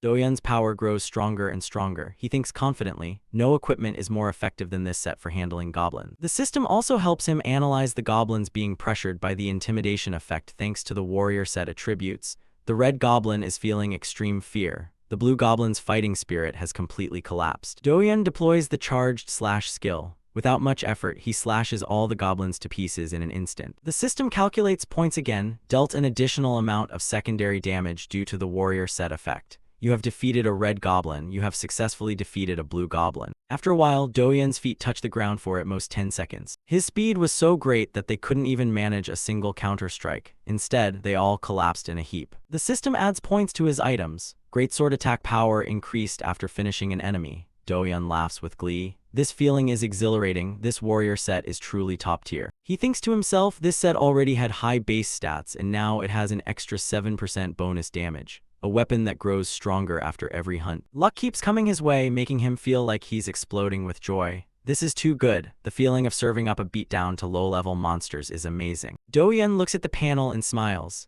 I'm also completing quests smoothly, just a little more effort and I'll level up in no time. Suddenly, his predatory instincts flare up as he senses something is off. What is that? He glances over and sees a cloaked, invisible figure lunging toward him, holding a knife. Doyan finds it strange. A human. The figure rushes in, intending to stab Doyan. He thinks, isn't that the warrior set? There's no prey tastier than a wealthy rookie. Suddenly, the knife in his hand pauses for a second. So, Doyan stood perfectly still. The enemy lunged with lightning speed, sneering, thanks for the hearty meal. But he didn't see it coming. Doyan simply tilted his blade, blocking the strike with ease. The enemy's invisibility seal shattered instantly. Doyan's killing intent surged. He glared at the man and muttered, what the hell is this? Seeing that Doyan had the upper hand, Assassination Boy quickly leaped back to create some distance. To Doyan's surprise, the guy had backup. What do you think you're doing, you bastards? Finish him off already. An archer lunged from above, firing downward. But with a swift motion, Doyan sliced both arrows out of the air. Yet another man wielding an axe charged forward manically. Doyan used his sword to intercept the blow, and tossed him aside with a powerful parry. In a flash, he spun the hilt in his grip, and cut the man down on the spot, leaving him no room to dodge. Tree at then end. Assassination Boy stood frozen at the sight. Damn it. Assassination Boy gritted his teeth, desperate to escape. He thought to himself that this made no sense. How could a rookie possibly? But unfortunately for him, Doyan had already triggered a skill. A mark appeared over the target. Just as he turned to run, Doyan was already standing right in front of him, waiting. Doyan merely rested his blade on his shoulder, yet his aura was overwhelming, like a god rising from the depths of hell. He let out a chuckle and gave a warm greeting. Lost your way, kid. To Doyan, no matter where you go, there are always those who refuse to listen, and the gaming world was no exception. The scene of an arena appeared. These weren't official matches, but rather illegal slaughters. In other words, these people were known as peekers, player killers. They had existed back in Temroke, and were now running rampant in God of Savior. Some did it for fun, some for loot, and others to vent their anger. Regardless of the reason, if you asked anyone who the most hated people were, 9 out of 10 would say it's those who hunt newbies. Doyan knew they usually targeted those who had just left the starter village to kill them and steal all their assets. Exactly like the guy standing blocked before him now. At this moment, his eyes glowed with a spark of ruthlessness. He smiled and asked, "Are you lost?" The man's system notified him that the mark had vanished.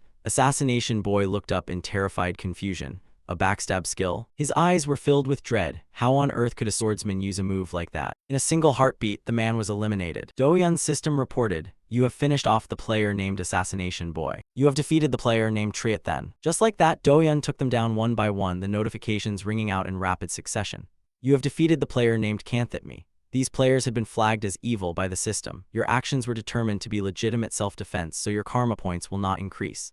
Looking at the screen, he thought the mechanics here worked exactly like they did in Temroke. Doyan's gaze was strangely calm. Perhaps those newbie privileges were just the exception. Doyan remembered his old teammates and how unusually kind the people there were. He looked at the bodies strewn before him. The reality here was that it was always full of such terrible people. Holding the items in his hand, Doyan didn't pay them much mind. First, I need to collect the quest rewards. The system chimed, you have completed the quest, slay goblins. Reward, 70 silver and experience points. You have completed the quest, the hunter's plea. You received an additional 80 silver. Experience points and a beast necklace. Your level has increased. And reached level 17, the path to the west gate is now open.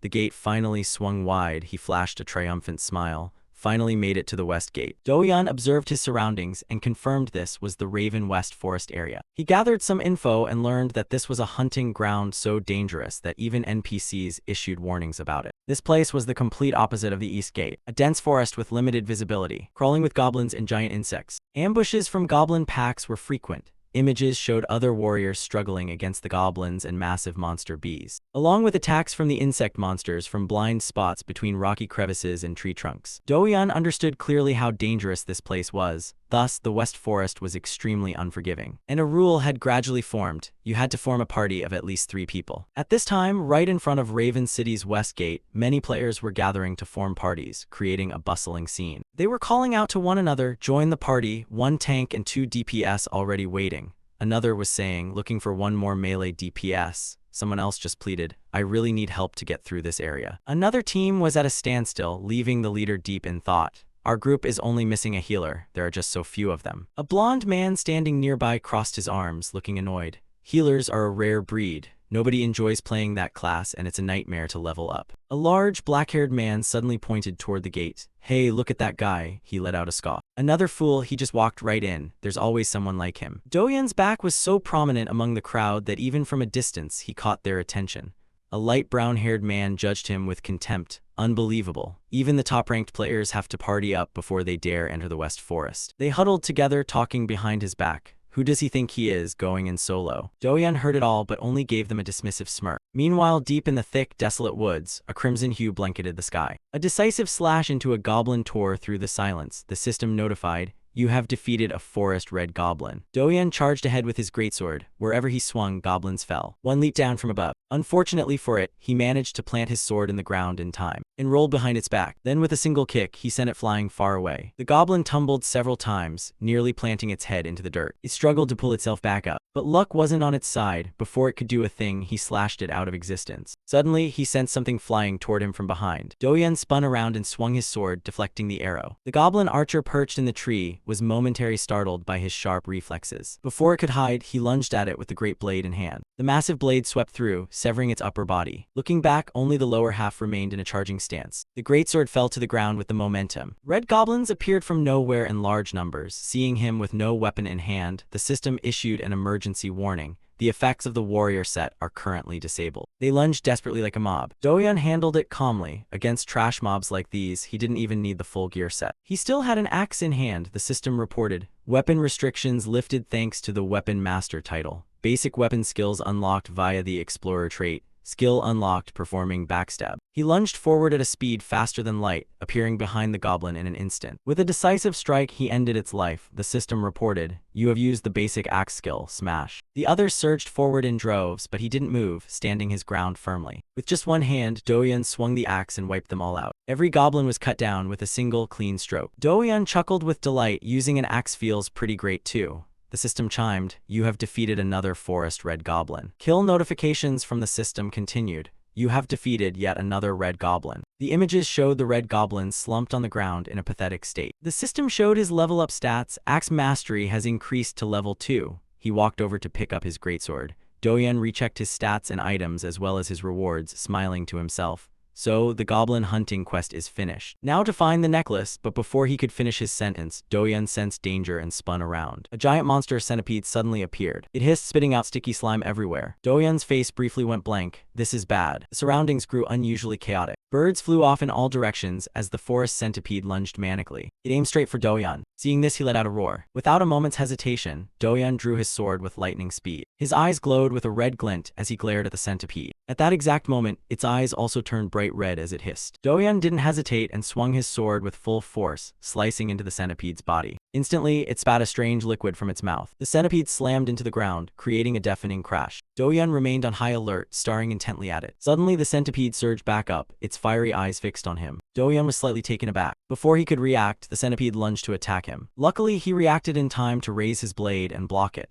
Doyun stared it down with a dead serious expression. Suddenly, Doyun summoned another weapon and muttered in disgust, "You're ugly and filthy. Why do you insist on shoving that face so close to me?" With that, he struck the centipede directly in the face. It hissed in agony. Taking the opportunity, he aimed straight for it, and followed up with a fatal blow. After this strike, it showed no more signs of life and slumped to the ground. Immediately, the system displayed a series of notifications. You have defeated a giant forest centipede. Sword mastery has increased to level 10. You have leveled up. Doyun let out a sharp breath. He leaned heavily on his sword, planting it into the ground. The system windows kept popping up. Player, Kaiser, level 19, health 17350, class, Final Explorer, title, 3 maximum affinity from the start, first Slayer. Throne of the Speed Race, strength 35 plus 38, agility 35 plus 37, stamina 5 plus 37, perception 22 plus 36, mana 5 plus 34. So I've gained 2 more levels. Doyun stared pensively at the notification panel. Although the process was grueling, this leveling speed was quite decent. Most of the quests had been cleared. He rested his chin on his hand, thinking to himself, now all that's left is... The system suddenly sent a new notification. Lost necklace, rank common plus. Description: this is a request from Camellia, a little girl whose precious necklace was taken by a stray cat. Help her find it in the area outside the Westgate. Lost necklace 01. Reward 1 gold, a certain amount of experience, and a small gift from Camellia. Penalty: Camelia's affinity may decrease. Time remaining 1 minute 24 seconds. Doyun was startled to receive this. This was the only quest with a common plus rank. Having received the quest, Doyun said flatly, actually, this quest isn't exactly what you'd call difficult. Its location was already clearly marked on the map from the start, so my job is simply to go there and pick it up. With that, he left. The next day, chatter and notifications rang out. All right, everyone, please line up in an orderly fashion. Everyone's in a hurry, so no cutting in line. Suddenly, a man shouted aggressively, "Hey, don't push people like that." The person across from him argued back, "I didn't even touch you, what are you talking about?" Doyun looked around skeptically. Is that tree over there where the necklace is supposed to respawn? Luckily, the line isn't as long as I thought. If it were any longer, I'd probably have to wait ages for my turn. Suddenly, Doyun heard voices drifting from afar. Hey, have you heard the news about the killer targeting low-level hunters? He glanced over at 2 men standing not far away. Is it that damn assassin? I know him. He went around doing whatever he wanted, so it's only natural he's paying the price now. The blonde man, after hearing the black-haired man speak, replied, I heard he kept rambling on about someone named Kaiser or something, right? Doyun frowned and thought to himself, why is my name being dragged into this? On the other side, those 2 still didn't notice Doyun and continued gossiping.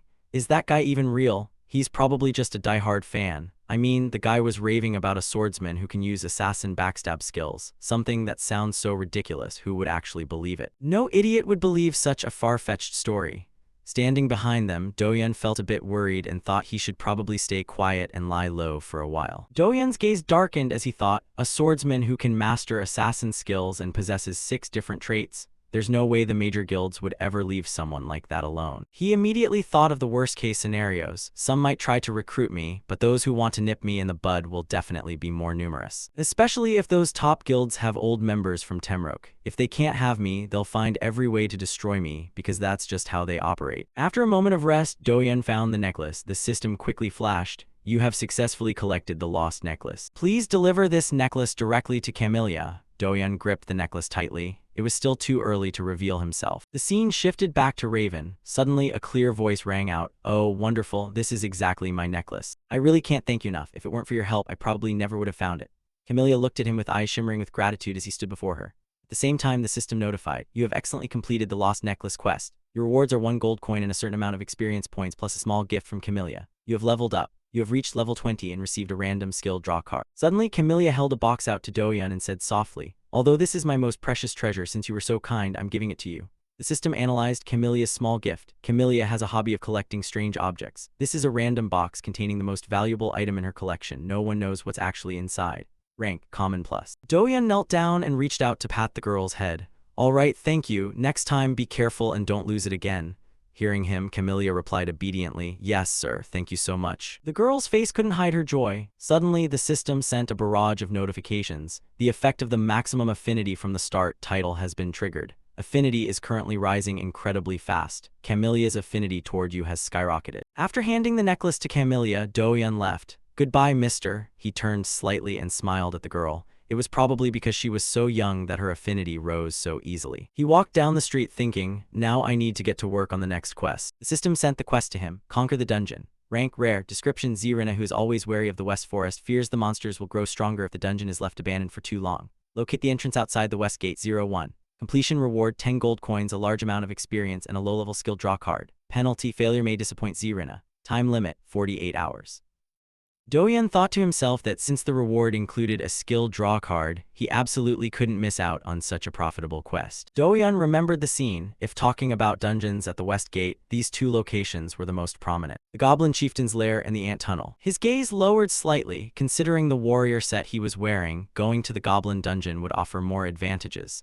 But ironically, both of these places were mandatory party dungeons. If possible, he didn't want to show off his special abilities too early. At this time, at the Goblin Chieftain's Lair, everyone was calling out. Looking for a mage, fire mages preferred, only accepting level 20 and up. Buying all kinds of items at the highest market price, on-site weapon repairs, anyone need their gear fixed. Doyan walked up and scanned his surroundings, noticing that even production-class players had gathered here. Just then, a man approached a soldier and said, "I'm a rogue," but the soldier immediately rejected him, saying, "Our group doesn't take rogues, please know your place." Another soldier heard this and argued, "Shouldn't it be fine as long as we have the same goal of defeating the Goblin Chieftain?" But the first soldier insisted, "No, it's better if you don't show up here at all." At that moment near Mayan, people were crowding around and pleading, "Mage, please join our team. We're all level 20 with full gear. Please join us." "Come with us, miss." Doyan observed the scene and judged that they were only lurking around to find mages. It made sense because in God of Savior, the value of a class is dictated by the boss's characteristics. In this dungeon at least, mages were true kings and gods. The dilemma was that swordsmen were also considered trash here, so no one paid them any mind. Thinking of this, his face grew gloomy, but then a voice called out, "Hey, brother in the warrior set." The voice was friendly. "If you haven't found a party you like yet, do you want to go on a run with us?" Doyan looked blankly at the man in front of him. "You probably know I'm just a swordsman, right?" Bastard Sword, a paladin and a mage, smiled at Doyan. "Of course we know, our speed is already high, but we're doing this run for a quest, so your class doesn't really matter much." He thought intently to himself, something isn't right here. Should I play along with them and see what happens? Having decided, Doyan scratched his head and looked at them.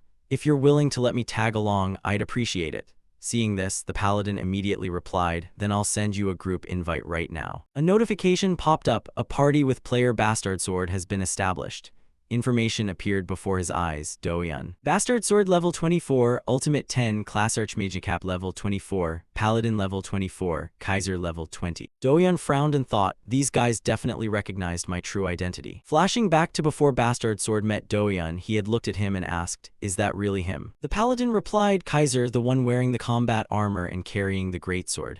The mage quickly added, "It's definitely him. Who else around here looks like that, right?" Hearing that, Bastard Sword gave a scheming smile. Indeed, that kind of gear is rarely seen. After Doyan accepted their invite, the group entered the cave. The system introduced the rare-grade lair of the Goblin Chieftain. Type, normal. Description, once a brave warrior and a legend of the Blue Goblin tribe, he left the tribe due to a curse and took refuge here. Limit, 4 people. Level limit, level 24 and below. Doyan's group moved deep inside. Everywhere they went, goblin corpses lay scattered. At the same time, a notification rang out. Red Goblin Scout has been defeated. The scout's death was reported to the leader. After sweeping through for a while, Bastard Sword spoke up smugly. "Easy. This is simple."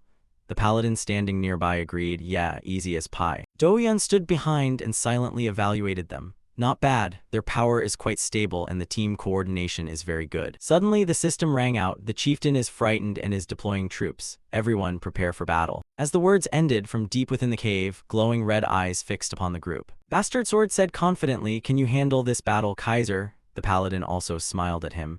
"If it looks dangerous, we'll jump in to save you immediately." The mage then added, "Think of this as a chance to practice coordination. Give it a shot. If anything happens, we'll help right away." Doyan's cold gaze swept over the three of them. "So they want to test my skills, huh? Fine, I'll play along for a bit." Thinking this, he slowly stepped forward. He reached out and drew his sword. In an instant, Doyan charged straight inside. The system announced that the skill Vanguard Slash had been used. In just a split second, the goblins fell one after another. Seeing this, Bastard Sword smirked. "It really is him." The paladin followed up, "We found the right guy." Suddenly, Bastard Sword asked the paladin, "What do you think?" He replied, "Not bad at all." The paladin watched his every move and gave an assessment. He dodges critical strikes very well. Even though he's lugging a greatsword, his speed is still quite fast. Bastard Sword observed pensively from a distance. With gear like that, he doesn't need to fear anyone in this area. Suddenly, the paladin spoke up, "But I still feel like something is off." Bastard Sword looked at him in confusion. "Off where?" He provided an analysis.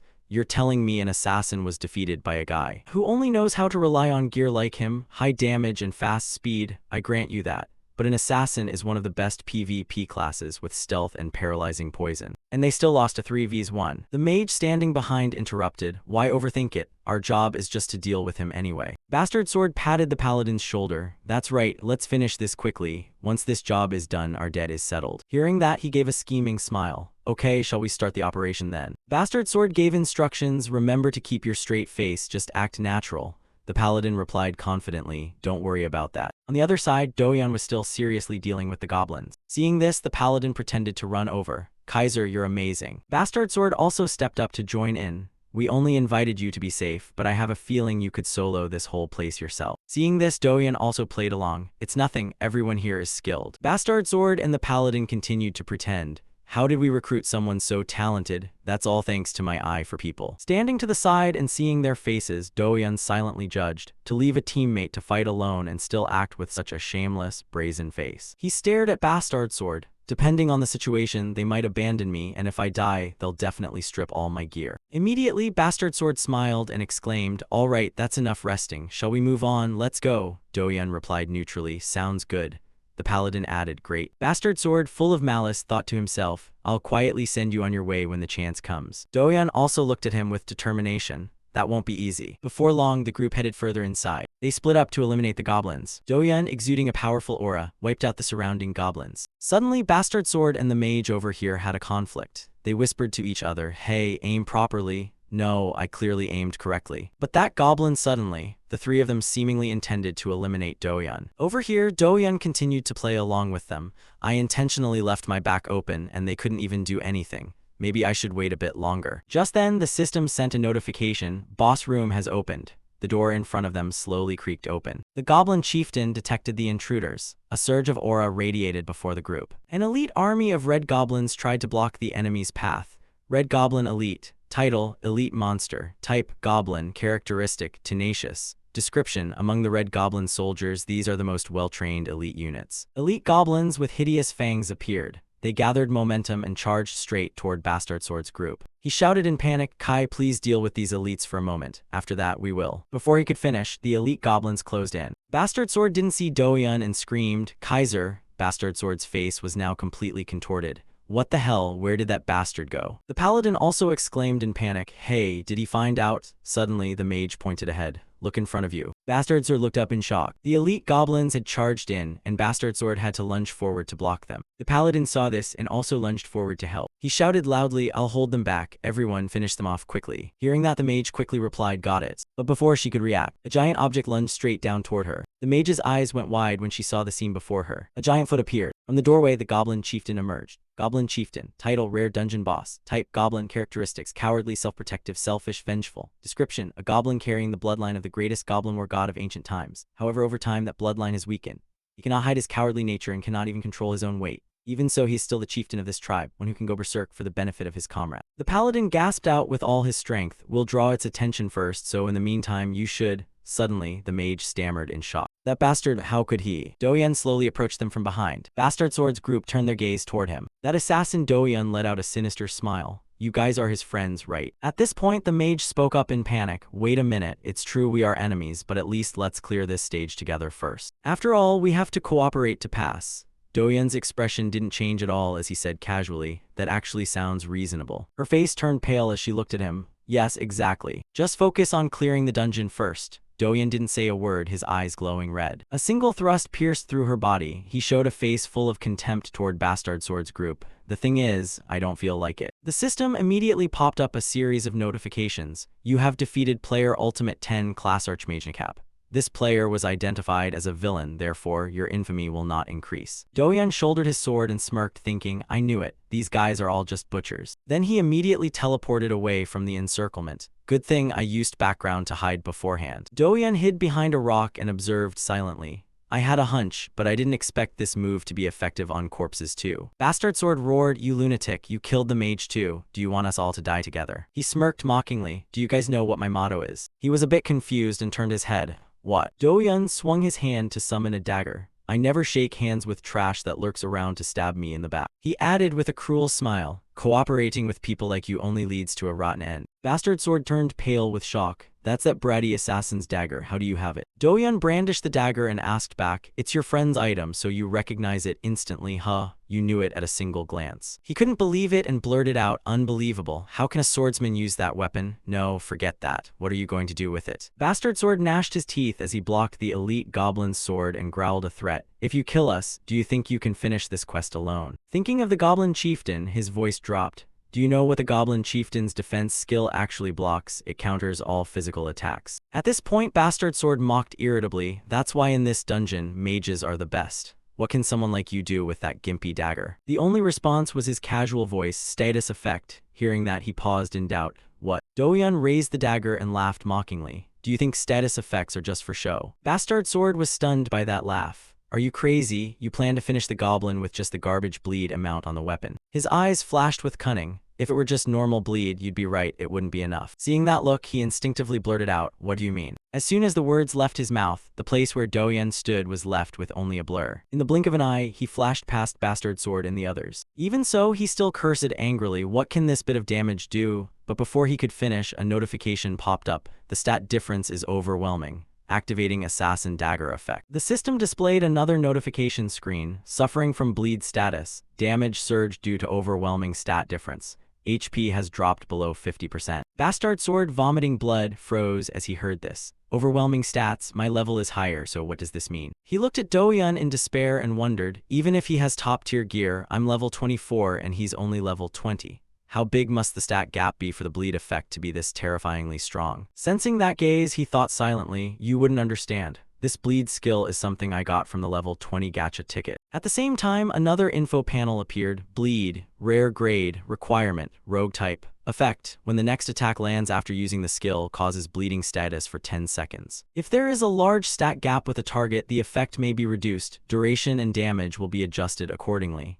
Cooldown 15 seconds. Doyun thought with a bit of doubt. I'm quite surprised it can stack. He seemed lost in his thoughts. Just like in Temroke or CTC, status effects usually don't stack if used by the same class. Suddenly, Doyun looked up and gave a self-satisfied smile. But who would have guessed there'd be someone like me using a rogue skill on an assassin's weapon? Who would know? At that moment, Bastard Sword spoke up. What kind of bleed is this? It's a hack. He clutched his wound weakly and demanded, you're a hacker, aren't you? Just as he finished speaking, Bastard Sword collapsed, followed by the notification sound. You have defeated player Bastard Sword. This player was identified as a villain, therefore your infamy will not increase. You have defeated a red goblin elite. He let out a long sigh of boredom and thought, honestly, these guys only ever say that one thing. While he was thinking, the paladin's roar suddenly rang out. He gnashed his teeth in fury and cursed silently, damn it. Looking at the two cold corpses of his comrades, the paladin wondered frantically how things had come to this. Where did I go wrong? As if thinking of something, he froze in horror. No, from the very beginning. We shouldn't have gotten involved in this. Just as the paladin was calculating, a sharp blade suddenly swept by.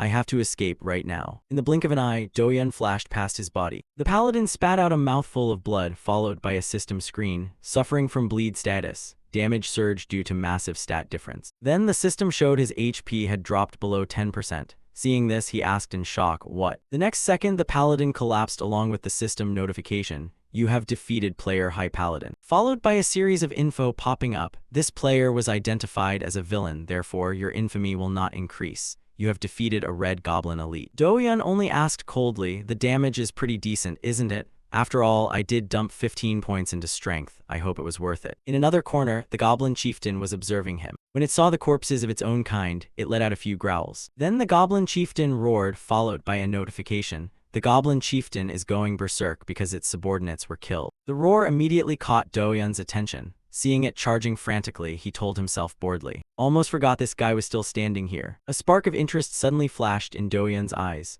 Well then, shall we have some fun? In an instant, the goblin chieftain's massive frame closed in on him. Doyun didn't hesitate and ducked to dodge. He lunged and gave it a kick. The goblin chieftain let out a cry from the blow. Seeing its body fall, Doyun gave a small, triumphant smile. As soon as Doyun touched the ground, the goblin chieftain slammed into the dirt. But his eyes suddenly froze in surprise. Hidden in the hazy smoke were glowing golden pupils. Just as it sprang back up, a bright red screen appeared. The Goblin Chieftain's defense skill has been activated. Doyan didn't stop for a second and lunged forward with his sword. He flashed past, leaving a cold blade trail that tore through the giant body. The system continuously displayed, suffering from bleed status. HP has dropped below 40%. HP has dropped below 30%. Suddenly, it jerked back, its eyes full of fear mixed with anger pinned on Doyan. He gave a wicked smile and clicked his tongue as a reminder. Alright, let's end this here. Sensing the overwhelming killing intent, the Goblin Chieftain let out a horrific shriek. Without hesitation, it turned and fled in a panic. Doyan frowned slightly while activating a skill, using skill Backstab. Meanwhile, the Goblin Chieftain was fleeing in terror, but in the blink of an eye, he caught up to it. Doyan smirked and let out a disdainful laugh. Where do you think you're going? That face immediately caused it to shriek in terror. Only a streak of bright red blood remained on the cliff wall. With a loud crash, the system screen appeared again. You have defeated the dungeon boss, the Goblin King. Congratulations on clearing the dungeon. Achievement has been recorded in the adventure log. You have leveled up. A series of information appeared. Dagger skill proficiency reached level 5. Goblin King's ultra-durable leather belt. Rare grade. Requirement level 20. Restriction a leather belt from the Goblin King. It was made exceptionally strong to support his fat belly. He held the belt high in his hand with excitement. Nice, this is pretty high quality. I was lacking a belt too, truly the right item at the right time. Doyan didn't hesitate and operated the screen. Goblin King's ultra-durable leather belt. Unequipping will reduce constitution by 1. Strength increases by 1, constitution increases by 2. Receiving the result, he smiled with delight and thought, not bad at all. If we're counting the time, I might have made it onto the rankings. But whatever, not every dungeon has a time limit. After all, not every place requires a speed race. However, Doyan suddenly turned his head back, feeling a bit of regret, but looking at that shimmering shield. He pensively assessed that he still had the pile of loot dropped by those players. The system notification panel lit up before his eyes. Player loot collected. Silver shield, a shield made from silver iron and extremely rare ore. Rank, rare, requirement level 20. Restriction, warrior class shield users. Special effect, the more divine power it absorbs, the higher its damage reduction capability. Doyan marveled with interest, a rare item. These guys must have spent a decent amount of cash to get their hands on this. The notification content suddenly shifted. Bastard Sword's training sword, an iron sword used by the hero Bastard Sword to practice sword speed. Rank, rare plus, requirement, level 20, restriction, swordsman class. Special effect, has a chance to trigger a slight speed boost when attacking. Seeing this, his eyes darted over with curiosity. Bastard Sword's training sword, huh? Recalling that face, Doyan let out a sarcastic laugh. Quite the face ID enthusiast, that Bastard Sword guy, though now that name doesn't mean a thing anymore. Nevertheless, he brushed the thought aside and began calculating. Better sell these for some cash. The system popped up again, catching Doyan's attention. Skill, God's Eyes has been activated. Noticing a bright red glow in the distance, he wondered skeptically, what's that over there? Doyan strode deeper, both curious and cautious. A stealth skill? If so, this glow is way too strong, or maybe a rare medicinal herb. Immediately after the system updated, you have discovered a hidden dungeon, the Dark Elf Mage's hideout. What met his eyes was a deep, dark portal. You are the first person to find this hidden dungeon. Title received, Talented Explorer. Doyan stood dazed for a moment, repeating, a hidden dungeon. Countless bits of information flooded his mind. There are many types of dungeons in this game. From party dungeons and solo bosses to labyrinths, special dungeons, and event dungeons. An image of a tightly chained door appeared in his mind. But among them, the rarest and least known type is the hidden dungeon. Doyan felt drawn toward the abyss-like portal before him. Even specialized explorer classes find them hard to locate. Not only are they situated in completely nonsensical spots, but they also require incredibly bizarre entry conditions. The light flickered. A series of info points were instantly updated. Confirmed, only one survivor in the dungeon. Confirmed, currently not in a party. Conditions met. He clicked his tongue in disgust, muttering, seriously insane. Look at how strict these conditions are. Doyan couldn't help but start grumbling. In a dungeon originally designed for parties, they force a player to find a hidden path while alone. No party allowed. Although he had a smile on his face, he couldn't help but add internally, with conditions like these, finding it is basically pointless for most. The light flashed and the system displayed the details. The Dark Elf Mage's hideout. Rank hero, type hidden dungeon, boss characteristic, solo boss. Description: one day, rumors of a dark-skinned elfin raven gave rise to countless legends. Maximum capacity, 1 person. Entry condition, first discoverer. The dungeon will disappear after being cleared and cannot be re-entered if failed. Doyan curled his lip into a cocky grin. Hero rank, huh? I definitely have to clear this place. Quote from Freed, God of Savior rank 1279, suddenly came to mind. Stepping into a hidden dungeon is like sticking your head into the mouth of a wild beast.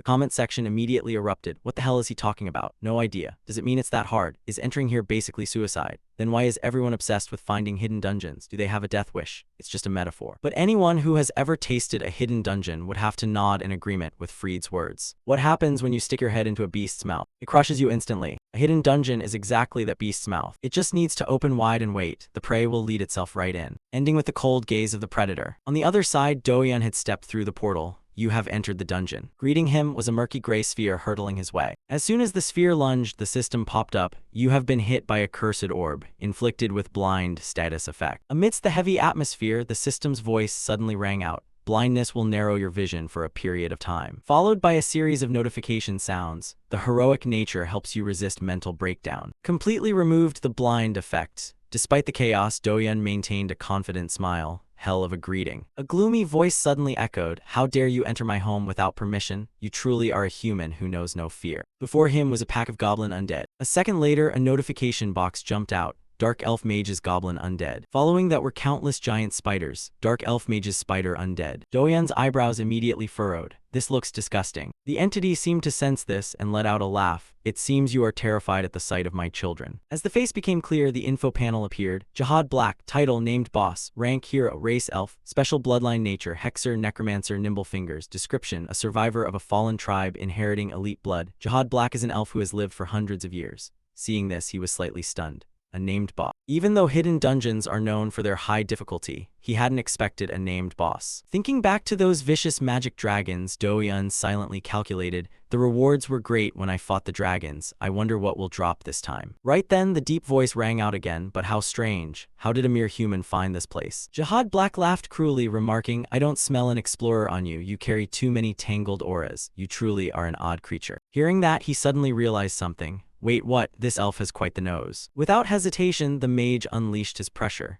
No matter how odd you are, once you've stepped in here, there is no escape. As if triggered, the entire undead swarm surged toward Doyan. He wasn't scared at all. Instead, he opened his mouth to taunt. You aren't even nervous, are you? Then let me teach you a lesson. Surrounded by undead, Doyan immediately activated a skill. When fighting a melee user, a long-range fighter should always be extremely vigilant. A second later, he appeared right behind Jihad Black, terrifying him. Jihad Black didn't hesitate to swing his arm. Following that was the system notification. Activated corpse control skill. Speed greatly increased due to Nimble Fingers' nature. Along with the notification, a violent explosion erupted. Activated corpse explosion skill. The rolling shockwave of the blast forced the boss to brace himself to stay upright. As if he had just seen something, Jihad Black's expression suddenly changed. He immediately whipped around. From out of nowhere, Doyan was standing at a distance, looking ominous. In his hand was a blood-stained dagger, a triumphant smile tugging at the corner of his mouth. The system immediately flashed a cold notification. You have been inflicted with bleed status.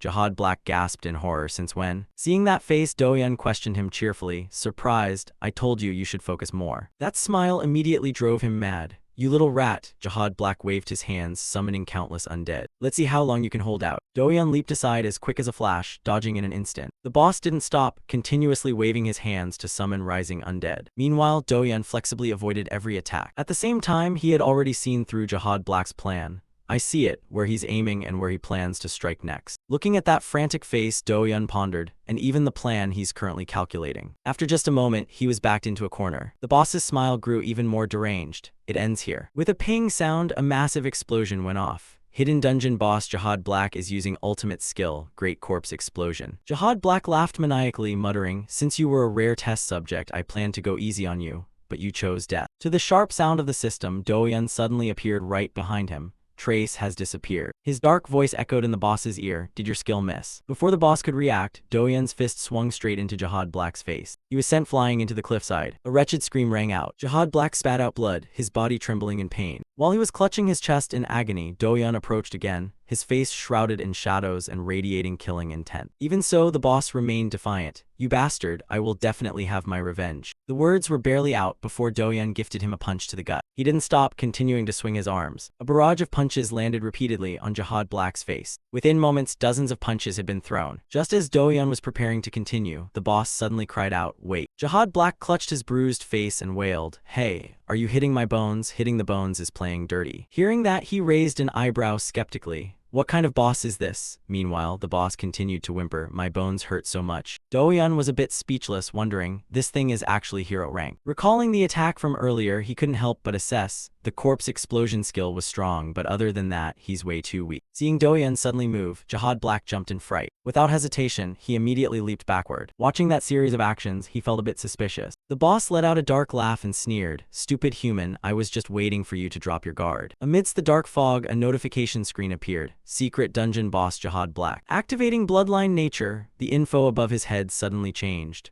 Once Jihad Black finishes awakening his bloodline, his stats will skyrocket. Do-hyun was startled, stats increasing. As if realizing something, his expression darkened. He looks pathetic, but jumping from hero rank to hero plus is a completely different story. Do-hyun quickly drew his blade, thinking to himself, raids that require a proper party start from hero plus rank. I can't let him finish. He didn't hesitate, lunging forward with a burst of speed. Then a series of notification screens jumped out. Strength increased plus 20. Strength stat has surpassed 100. Do-hyun looked at the stats and silently regretted it. I might have overdone it putting everything into strength. But with a ding, the system info changed. Warrior set applied, dealing an additional 7% damage to goblin-type enemies. He swung his sword without hesitation. The spot where he had just been standing was now nothing but a cloud of dust. Notifications immediately jumped out, text filling his vision. Due to frenzy effect, boss takes plus 10% damage. Due to sword mastery, damage plus 10%. Jihad Black's jaw dropped as he stuttered, this is completely nonsensical. A glint of killing intent flashed in Do-hyun's eyes. Before destructive damage, all things are equal. With just a single slash, he completely defeated him. After Jihad Black's final scream, a blue screen appeared. You have defeated the secret dungeon boss, Jihad Black. On the other side, a flood of text immediately jumped out. Congratulations on clearing the secret dungeon. Achievement recorded in the adventure book. Symbols and numbers flashed continuously. Since you are the first to clear this dungeon, rewards will be doubled. You have leveled up. You have received the dungeon clear rewards. The item info appeared. Goblin Mage's Soul Stone of Grudge, a versatile gem containing a resentful soul. Rank Hero. Requirement level 30. Class Mage. Priest, Black Goblin Mage's Cloak, the black cloak of a goblin mage enchanted with an identity jamming spell for easy anonymity. Rank Hero. Requirement level 30. Class Unlimited. Special option when the hood is up, identity jamming mode activates. Do-hyun let out a sigh of relief. Truly hero rank. The rewards are amazing. I didn't expect both a gem and support gear to drop. His voice still carried a hint of dissatisfaction. The attribute lines are a bit hard to use, but better than nothing. Just then, the screen changed again. Traces of the Forgotten Tribe. Rank, these are the ruins of a disappeared tribe. Current use unknown. Do-hyun stopped in confusion. Traces of a tribe. He stroked his chin thoughtfully. The rank is a question mark. Even in Temrock, unappraised items looked exactly like this. Do-hyun couldn't figure it out, so he gave up. Whatever, I'll find out eventually. Just as he finished speaking, his eyes caught the screen below. The system clearly displayed a strange card. Do-hyun wondered skeptically, a card. He sank deep into thought. God of Savior seems very invested in the card system.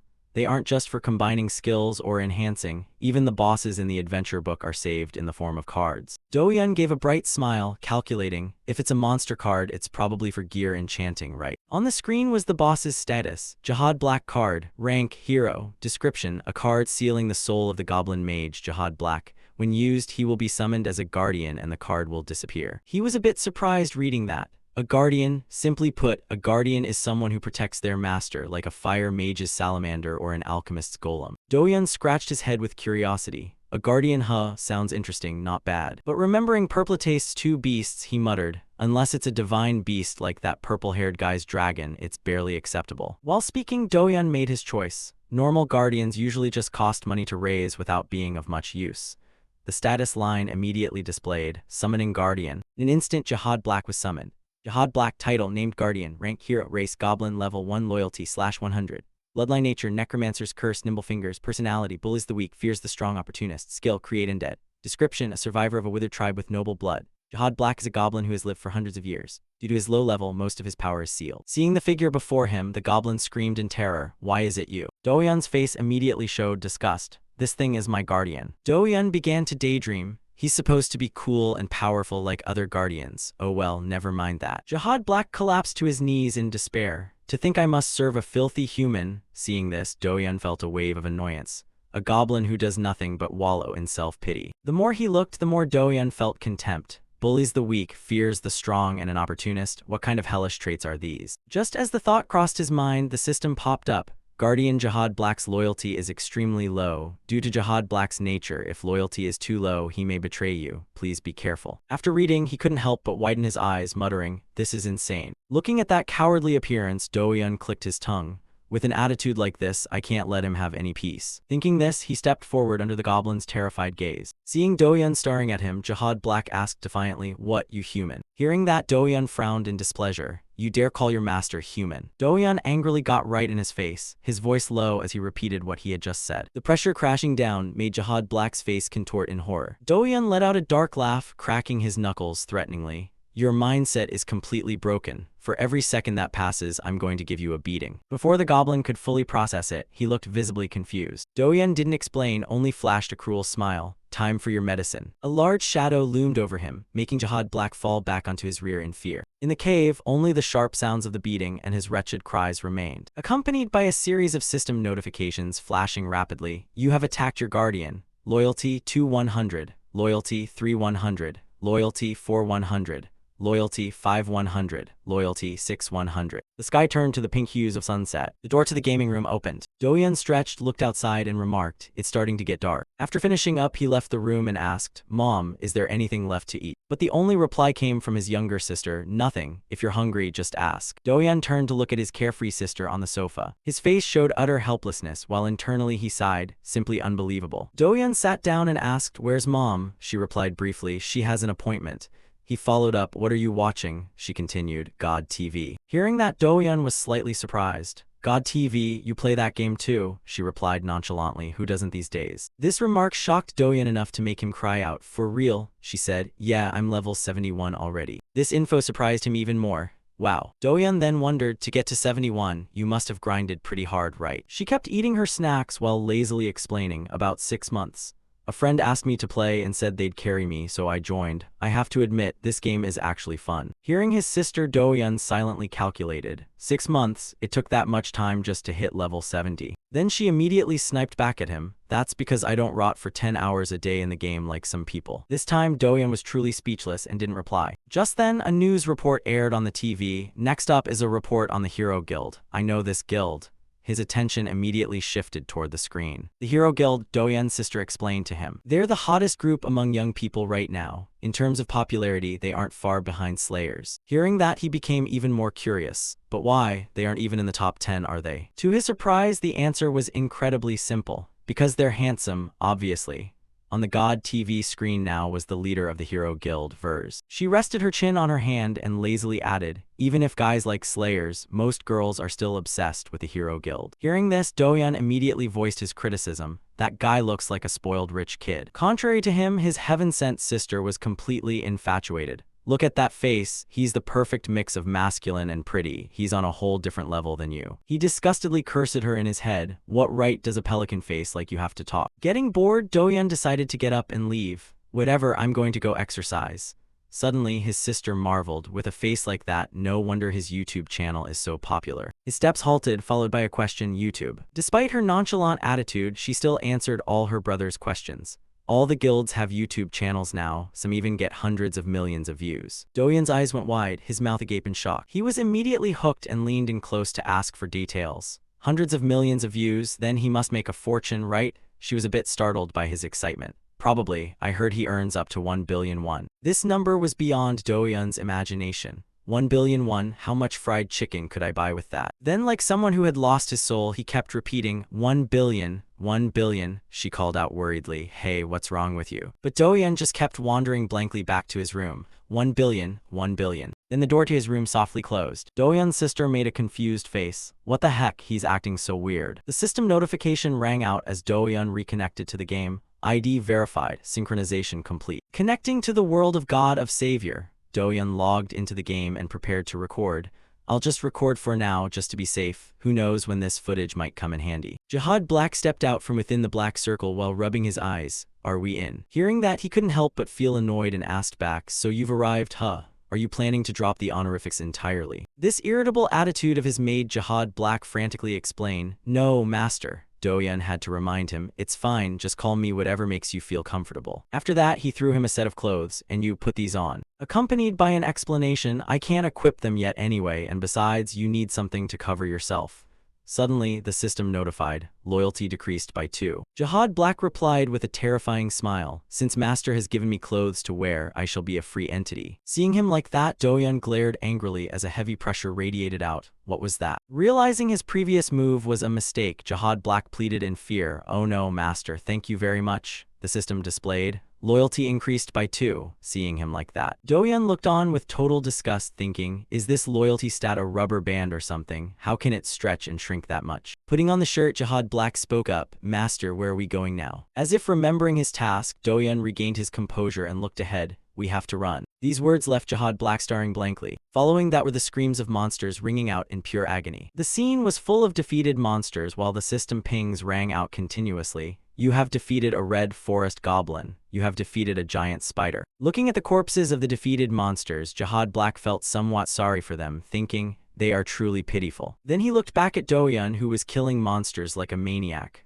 Of all the people to mess with, they had to mess with this devil. Jihad Black's train of thought was interrupted by a call, "Come here." He immediately raised his head and wondered, "Master." Do-yeon sat down to rest while waiting for Jihad Black to run over. He quickly assigned him a task. "That pile of items you just picked up, just leave them all there and try turning them into undead." He obeyed submissively. "Yes, understood." Next, Jihad Black set down the sword in his hand. He stepped closer to one of the monsters there. Then a surge of black energy rose up, and Jihad Black began to chant. The monster was completely enveloped by a swirl of energy, as if its soul were being drained away. Seeing that scene, Do-yeon was somewhat impressed. The system announced, "Guardian Jihad Black has successfully turned the Red Forest Goblin into an undead." A moment later, Jihad Black had turned the entire pile of goblins into his legion, accompanied by an explanation, "It is done, Master. Normally I could create an entire army, but for now, this is the limit." He immediately offered him praise, "Not bad." In his head, Do-yeon thought to himself, "I'll definitely have a use for this later." Then Jihad Black continued saying something to the red goblins. They followed the order and ran off immediately. Seeing this, Do-yeon asked in confusion, "Where are they going?" Jihad Black replied with a proud smile on his face, "I ordered them to go loot the items, sir." After hearing that, his gaze toward him became even more distasteful. He already knew how to boss them around to do chores. However, he quickly brushed aside the idle thoughts and calculated, "I wonder when I'll reach level 2. It would be great if some elite monsters showed up." To his surprise, new information was provided at that moment. "Elite monsters. If it's those high-end goods you want, I know where they are, Master." Do-yeon was startled and asked back, "What?" Jihad Black reported seriously, "Those guys do nothing all day, they just huddle together in one spot." Hearing this, Do-yeon's attitude shifted visibly. His smile became incredibly excited.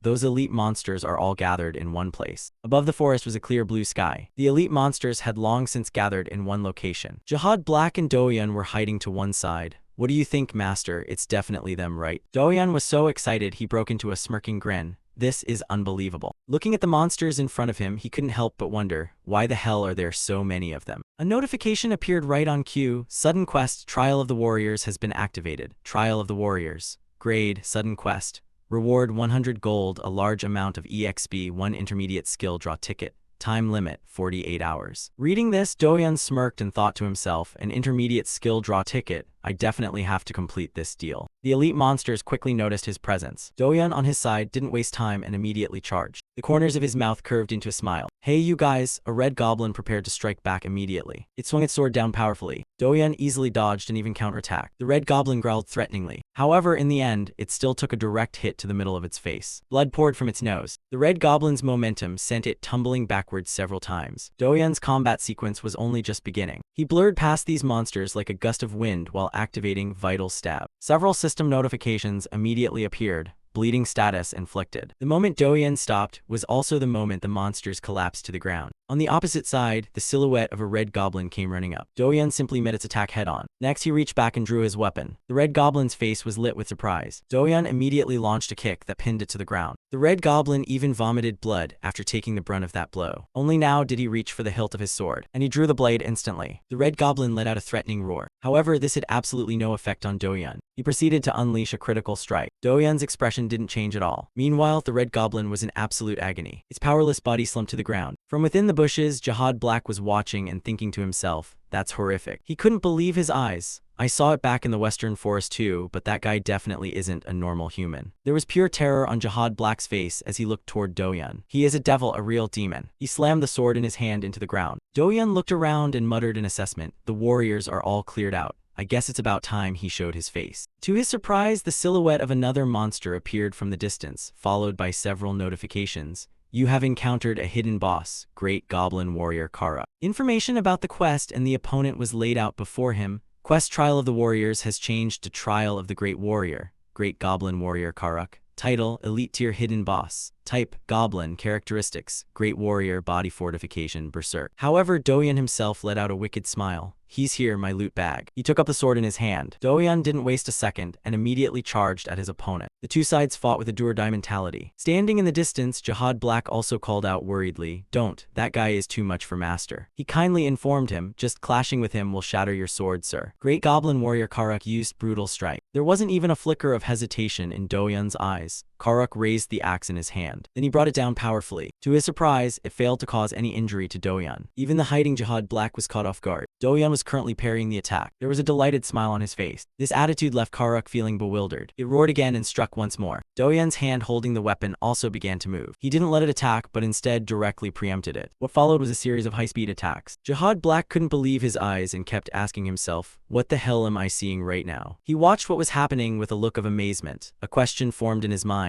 parrying. To speak more of the parrying skill, parrying, a skill to deflect an opponent's attack, can fail if timing is wrong. Although it is the only defensive skill for a swordsman, it is famous for far exceeding normal skill grades. If conditions are met, this is a dominant technique that can neutralize even legendary skill. This skill also has a drawback, because the success rate is extremely low, almost no one dares to use it in actual combat. On his side, Do-yeon was thinking with delight, successfully used parrying. I didn't expect this to come out of a low-tier gacha pull. A system notification appeared. Karuk continued to unleash brutal strikes, followed by an explosion. Before Karuk could understand what happened, Do-yeon had appeared behind its back. Only then did Karuk turn his head around. There was a smile on Do-yeon's face. Karuk let out a startled cry. Jihad Black was so shocked his eyes went wide. In the blink of an eye, Do-yeon had decapitated Karuk. You have defeated the hidden boss, Great Goblin Warrior Karuk. This achievement has been recorded in the adventure log, followed by a series of system notifications. Congratulations on completing the Great Warrior's Trial. Rewards include 200 gold, a large amount of EXP, 2 intermediate skill draw tickets, and Karuk's outfit. He himself was so surprised he cheered, "Oh man, he actually died, and I got 2 draw tickets too." Do-yeon was so excited, he was jumping up and down on the spot. Jihad Black, standing to the side, had to scowl, thinking to himself, "Here we go again." He began to compare. When he's fighting, he looks no different from a devil, but as soon as it comes to those card games, he always acts like this. Jihad Black looked at Do-yeon's change in attitude and had to ask himself, why did he suddenly become such a goofball? On his side, he was operating the system. A series of skills appeared. The information for each skill was displayed one by one. Skill, Rising Dragon Kick, rare grade, requirement, martial artist class, effect, deals massive damage using the legs. Cooldown 21 seconds. Skill, Heavy Strike, rare grade, requirement, support type, increases physical attack by 40 for 40 seconds.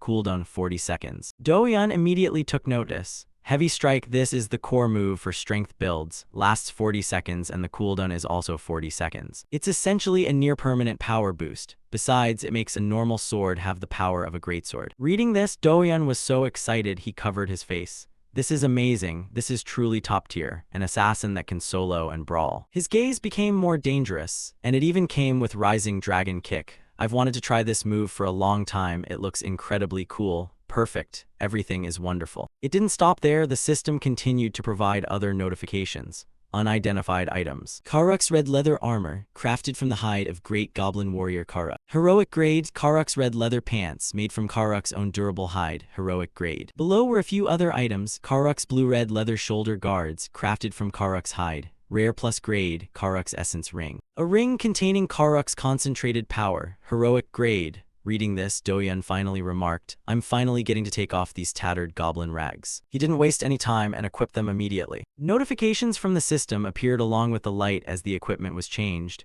You have equipped the full blue-red Great Warrior set. Set effect: splash damage plus 10%, melee damage plus 65%, all stats plus 4. Do-yeon excitedly looked at himself and remarked, "The colors are a bit flashy, but it still looks way more stylish, right?" Jihad Black quickly played along. "It suits you very well, master." Then he stepped closer and remarked with a grimace, "Master, sometimes you really scare me." This comment was taken positively by Doyun. "You think so too?" He added proudly, "Even I'm afraid of myself sometimes. I wonder just how far I'm going to go." Jihad Black was completely speechless at Doyun's narcissism. He thought to himself in boredom, what a nutcase. To his surprise, just that one thought triggered a notification. Loyalty points decreased by 1. Doyun immediately looked at him and demanded, "What was that just now? You were just insulting me in your head, weren't you?" Jihad Black tried his best to deny it. "Not at all, master." However, Doyun entered a threatening state. "Try stepping out of line, you're dead meat." Jihad Black gave a forced smile and stammered back, "Yes, master." Loyalty points increased by 1. Only then did Doyun give a reluctant sigh. He sheathed his weapon and began to move. "Let's go." Jihad Black couldn't contain his curiosity. "Where are we going, sir?" A simple answer was given by Doyun, "Time for a boss hunt." He nodded and agreed casually, "Since you already took down a great warrior, killing a few more won't hurt." To his surprise, as soon as the words left his mouth, Jihad Black himself felt something was wrong. On Doyun's side, he was currently reading the notifications displayed in front of him.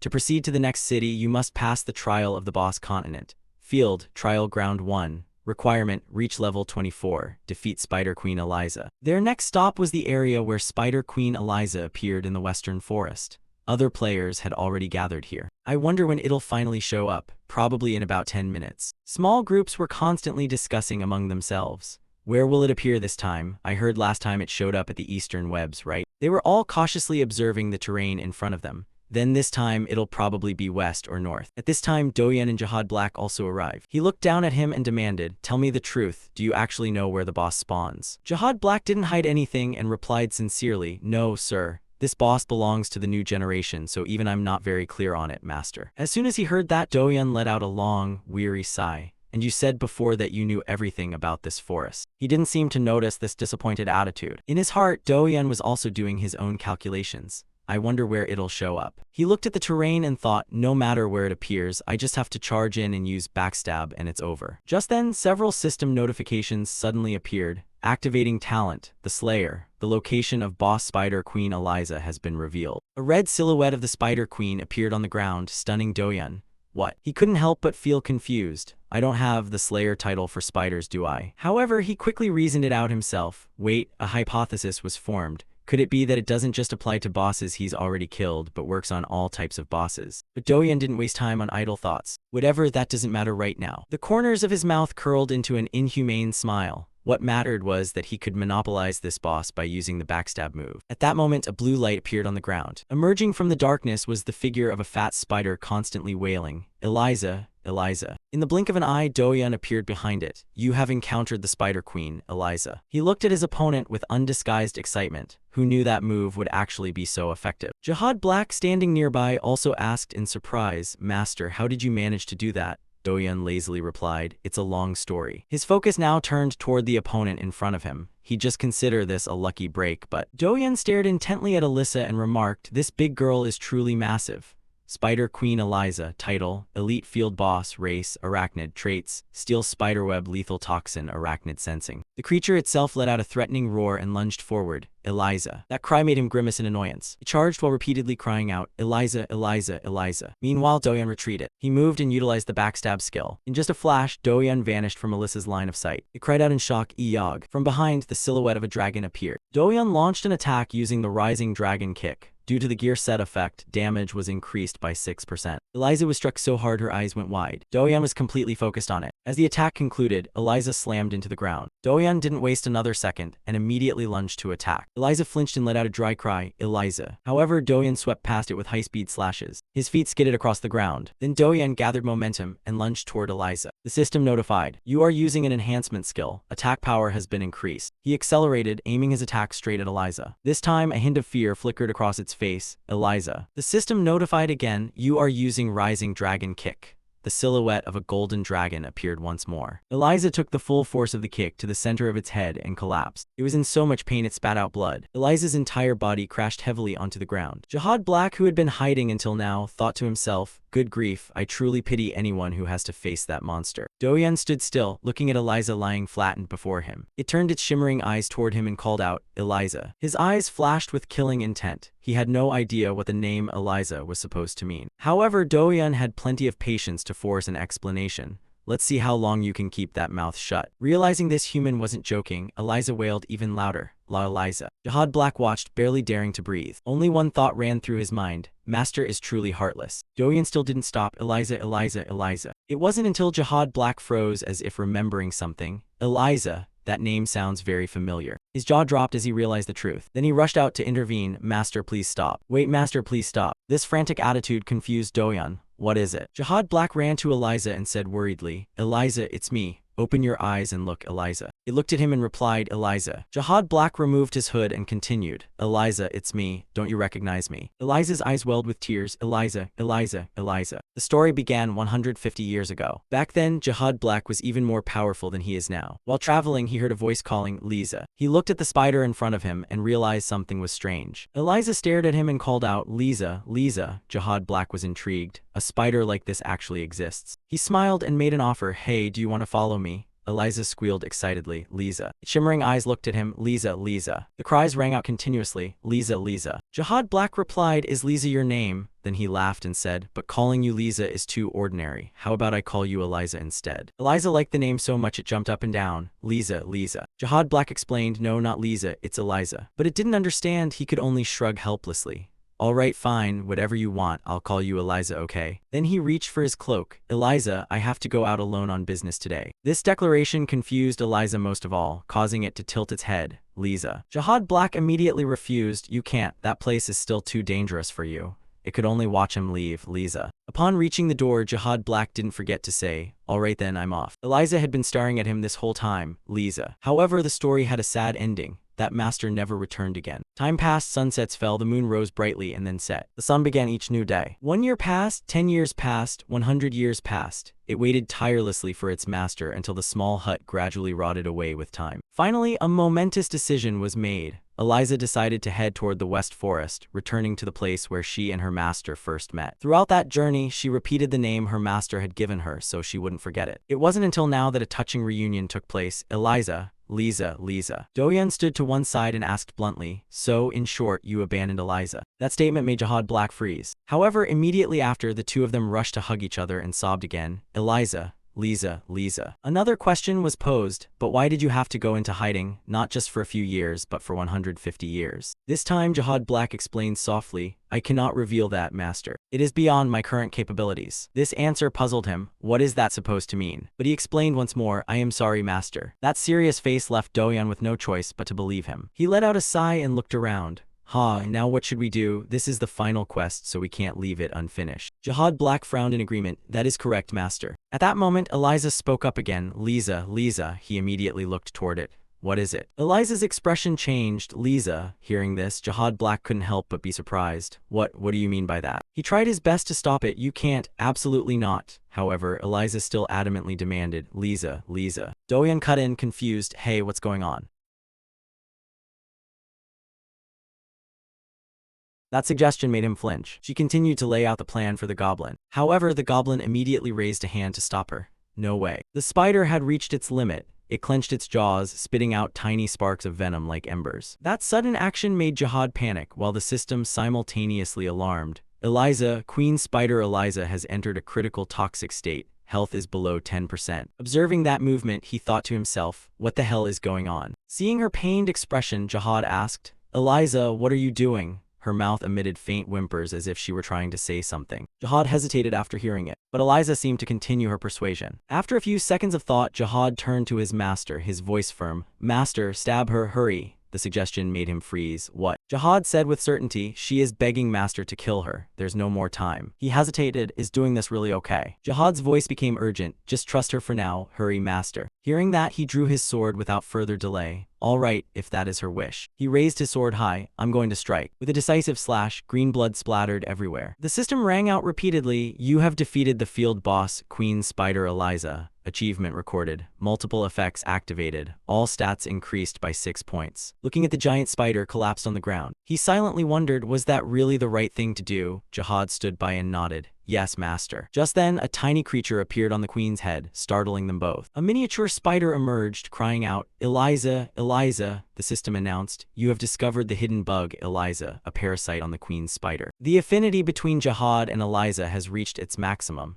Do you wish to recruit her as a subordinate? Reading the notification, he thought, so it's a parasitic monster. He had encountered bosses like this before in Demro. The type of creature that clings to another body, constantly switching hosts to survive, making players want to die from the headache. Yet this time, one was actually following him. The little spider girl was overjoyed when Jihad picked her up. System update. Eliza has been added to Jihad's subordinate list. Just like that, he suddenly had another guardian. Not bad. Jihad thought to himself, the corners of his mouth curling up. This guy really suited him. Good at looting, obedient, and always discovering hidden areas. You really are my lucky star. Feeling his fixed gaze, Jihad flinched, a chill running down his spine. What is this feeling? Immediately after, tiny Eliza jumped out of Jihad's hand and landed right on her master's shoulder, leaving them both stunned. Eliza, Eliza, the little girl chirped. Jihad laughed and translated. She said, thank you very much, master. She continued to wave her limbs. Eliza, Eliza. Jihad translated further, she wants to repay master. Please follow her. He asked curiously, repay me. Eliza continued to wave frantically. After that, the three of them ventured deeper into the cave. Eliza used her legs to point forward, her mouth never stopping. Eliza, Eliza. Jihad translated, she says we're almost there, master. Before long, they stepped into a massive cavern filled with spider eggs. The system announced, you have discovered a new hidden realm, the queen spider's nest. Looking at the thousands of glowing purple eyes staring back, he shivered. A spider nursery. When he appeared, the spider swarm emitted strange noises. The system continued, acquired title, field boss handler. He flinched, thinking, wait, are all of these field bosses? The graduation quest required hunting a field boss, and the original goal was just to catch Eliza. Now everything was clear. Hunt field boss, challenge 1, ranking rewards based on boss hunting performance. Requirement, defeat Queen Spider Eliza 01. Required level 24, reward grade D to S. He looked at the system's scoring scale. The key issue was how impressively he could defeat Eliza. Scanning the entire area, the corners of his mouth quirked into an excited smile. Well then, how about I just kill them all? Killing intent exploded from his body. He gripped his sword tightly. Let's see how this turns out. Without hesitation, he charged straight into the vicious spider swarm. They didn't stand still either, pouncing all at once. A horrific explosion echoed through the cave. He went into a killing frenzy, his sword swinging wildly like a storm. Tiny Eliza stood aside and watched, tears welling up in her eyes as she witnessed her kind being slaughtered. Jihad nodded in approval. That's right. Master is terrifyingly strong. Spider corpses continuously rained down. After wiping them all out, he breathed a sigh of relief. The system announced frantically, you have completed Challenge 1, Hunt Field Bosses. Record, 1 hidden field boss plus 34 normal field bosses. Score, 1,471. New S-rank record established. The first person to achieve S-rank in Challenge 1. You are now ranked number 1 on the leaderboard. Acquired title, first to achieve S-rank. Acquired title, outstanding graduate. Time attack effect activated, all stats plus 5. A horde of rewards poured in, his eyes glowed with excitement. Awesome, this feeling is incredible. Tiny Eliza jumped onto his shoulder chirping, Eliza, Eliza. The protagonist heard this and laughed, saying, thanks Eliza, this gift far exceeds my expectations. Jihad laughed and translated, Master, Eliza says she hasn't given you her repayment gift yet. He turned to the little girl in surprise. She was waving her limbs excitedly. Jihad continued to translate, the gift is over there, master. Following Jihad's direction, the Truth Eye skill automatically activated. A mysterious purple glow flickered on the cliff wall. The system announced, you have found a destiny fragment. He blanked out for a moment, thinking, a destiny fragment just out in the open like this. At the same time, outside the spider cave, a group of people was gathering. The air was buzzing with chatter. Is this the right place? One replied, definitely. I checked everywhere else to set a record but found nothing. This is the only place left. A blonde young man pointed into the cave and shouted, everyone, don't be nervous. Just do exactly as we practiced. Defeat Eliza and then gather at Brion. The crowd behind him cheered in excitement. Let's do it. However, before the group could even enter, a notification appeared. Queen Spider Eliza has been defeated. The Continental Challenge has ended. She's not even out yet and we've already killed her. Which guild beat us to it? We were the first ones here. A young man looked at the notification board and told everyone, look, the live rankings just updated. The latest achievement of the number 1 ranker is defeating the Queen Spider Eliza. People continued to analyze, must be a hack. What's the real name? Is that nickname the ID? A fair-skinned guy started checking the name. Looks like it's Kai. Back at the scene, the protagonist was holding a red jade fragment in his hand. After observing for a while, he concluded, using this jade fragment will activate the Destiny Inheritance quest, right? Jihad, standing beside him, smirked. Congratulations, master. Finally, you're no longer unemployed. You've officially become a true adventurer. Du Haiyan didn't answer, still lost in thought. Seeing this, the vice captain asked worriedly, why does master look so miserable? Eliza on his head also chirped as if inquiring. Du Haiyan replied tiredly, I just have a bad feeling about this reward. The statement made Jihad flinch. "Oh my master, look at the rewards for these quests." The system then announced the reward, Cassiar's relic. Jihad explained, "Finally, you have a high-tier item like everyone else." Du Haiyan pointed at the notification board and shouted, "But don't you see the risk of failure, losing everything, having your class stripped away, and becoming just a freelance NPC?" He muttered, "Then all my hard work until now will have been for nothing." But then he suddenly realized, "Wait, if I actually become unemployed, what will happen to you guys?" Jihad broke into a cold sweat. "What?" He shouted, "Are you doubting my loyalty? Never, master." Right then, the system announced, "Loyalty 15,100. Do you think I'm egging you on to fail so I can bail when you collapse?" Eliza on his head also chirped as if wanting to explain. Immediately after, a cry of pain echoed in the cave because Du Haiyan had just smacked him. The system announced Jihad's loyalty increased by 1. Looking at the system screen's quest description, "Pass the trial to prove you are worthy of inheriting Cassiar's will." Du Haiyan thought to himself, "A trial, huh? If I can handle steel, then these things are nothing. Alright, let's do this." The system screen popped up. "Do you agree to accept the quest? Confirm." He didn't hesitate. "Confirm. No matter what monsters appear, I'll crush them all." The system announced, "The trial of destiny has begun." It all started when he drew the Kasyar card from a hidden item. At the church back then, the bishop's voice trembled with fear. "You say you are the messenger of Cassiar." Du Haiyan bowed. "That is correct, it is I. If you grant a blessing, I will save this village." Before he could finish, a bucket of ice-cold water was splashed directly in his face. He roared in anger. "Damn it, what are you doing?" The other person barked. "Shut your mouth, you cheap messenger of Cassiar. How dare you bring your filthy body into this holy place?" He shouted back in fury, "Cancel the request. Hey, give me my reward and then go wherever you want." The other person turned away and slammed the door. "There's no reward for someone like you. Get out." Though enraged, he had to turn and leave. "I wonder if that Cassiar guy blackmailed people. This is infuriating," he thought. Every time the monks heard Cassiar's name, they all lost their minds. He sat in the monastery courtyard eating bread while checking the system panel. "I need to look closely at the class description. Cassiar, god of war, god of a bard, the only god that even other gods fear." Reading further, he was startled. Oh, the other gods really are afraid of him.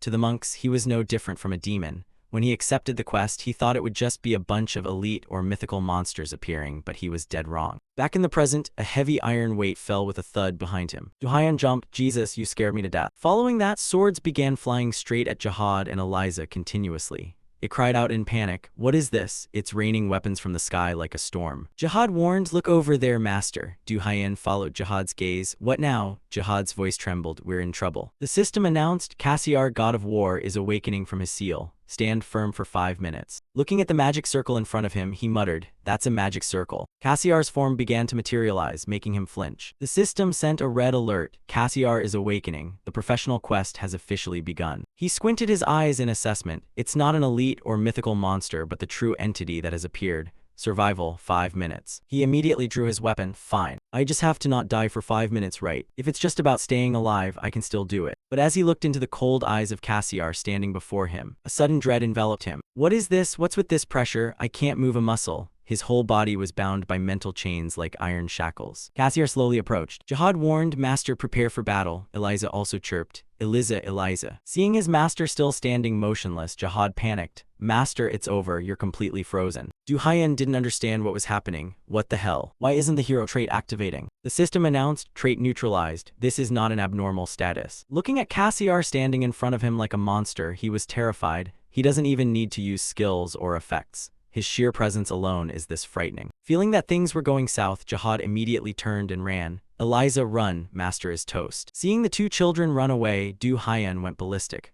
"Are you saying I'm frozen stiff by a pile of virtual data?" He threw his head back and roared at the sky in fury. The roar made both Jihad and Cassiar turn back to look, for he had just shattered the chains of control. The corner of his mouth quirked into an excited smile. "Hey, I worked hard to get here. Why should I be afraid of him?" Despite his words, his whole body was shaking like a leaf. Jihad asked dubiously, "Master, if you're not scared, why are your legs shaking so hard?" Interrupted, Du Haiyan snapped angrily, "Shut up, I'm acting out a cool scene here." Jihad replied fearfully, "Understood, master. Please continue your performance." Then Du Haiyan turned to Cassiar. "Hey, God of War Cassiar, the skills you gave me run quite smoothly. But isn't the failure penalty for this Inheritance of Fate quest a bit excessive?" He continued to grumble, losing absolutely everything after just one failure. "I know arguing right now is pointless, but I'm seriously pissed off. Do you have any idea how much I had to grind to get this gear set? Do you even know?" From behind, Jihad remarked once again, "Eliza, the master has officially gone insane." Du Haiyan clenched his fists with determination.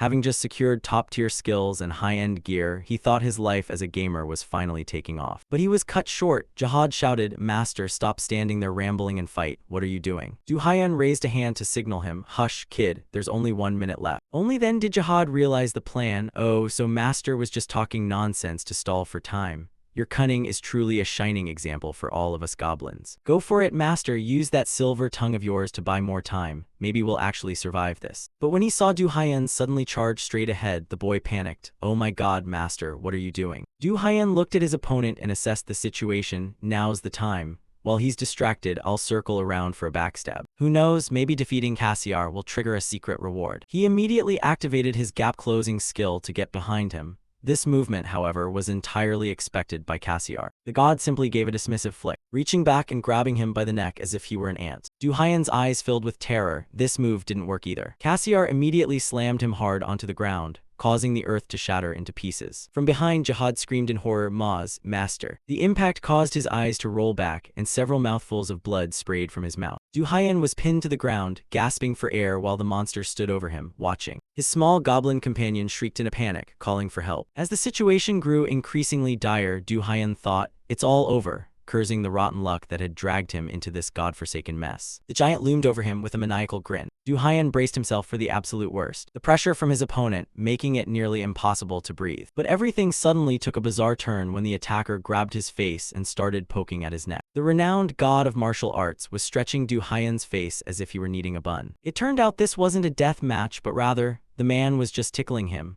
Even the goblin assistant stood frozen, unsure of how to react to such a weird display of affection from a grandmaster. The war god even licked his lips like he had just found a delicious new toy. Seeing that grin, Du Haiyan was scared out of his wits. What's with that tongue?" he asked hurriedly. Meanwhile, Jihad quickly explained, "Master, Cassiar has acknowledged you." Cassiar sticking out his tongue means he has accepted his opponent. The explanation left our protagonist completely dazed. For real. Once again, Cassiar chuckled, as if trying to say something. Jihad was quick to translate. "He's asking if you are the one who will inherit his will." Du Haiyan scrambled up and hurriedly admitted, Yes, that's right." Hearing this, Cassiar began to dance and gesture wildly. Jihad kept up with the translation. "He says you're the first human who dared to charge him without trembling. He was worried at first, but now the will has been passed on steadily. If he had found you unworthy, he would have finished you off, but this will do." To Du Haiyan, the war god's strange behavior was enough to make him complain. Could he not just talk? And how do you understand everything he's saying, Jihad? Simultaneously, the system issued a notification. 5 minutes have passed.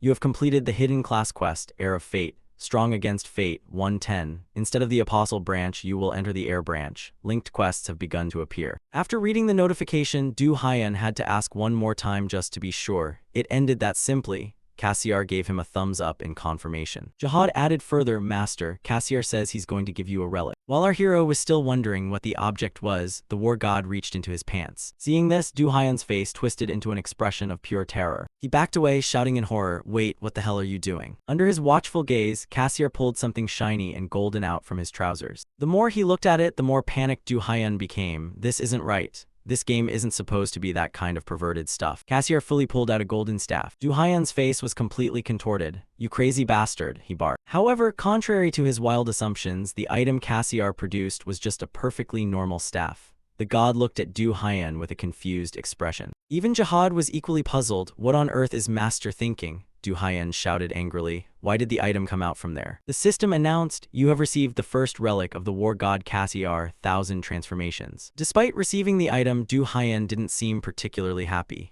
"It's a god's item, but why does it feel so wrong?" he muttered. Ignoring his look, Cassiar waved his hand. Jihad quickly translated, "He says time's up, so get lost already." Immediately after, a magic circle appeared beneath their feet. And while Du Haiyan was still panicking, his whole body sank right into the circle. Both of them entered a state of freefall, causing Jihad to scream in terror, "Save me, Master." The scene shifted to the outside of the temple, where a magic circle suddenly manifested, and the figures of Du Haiyan and Jihad appeared from within it. The teleportation left our goblin friend feeling incredibly nauseous. The system continued its notifications.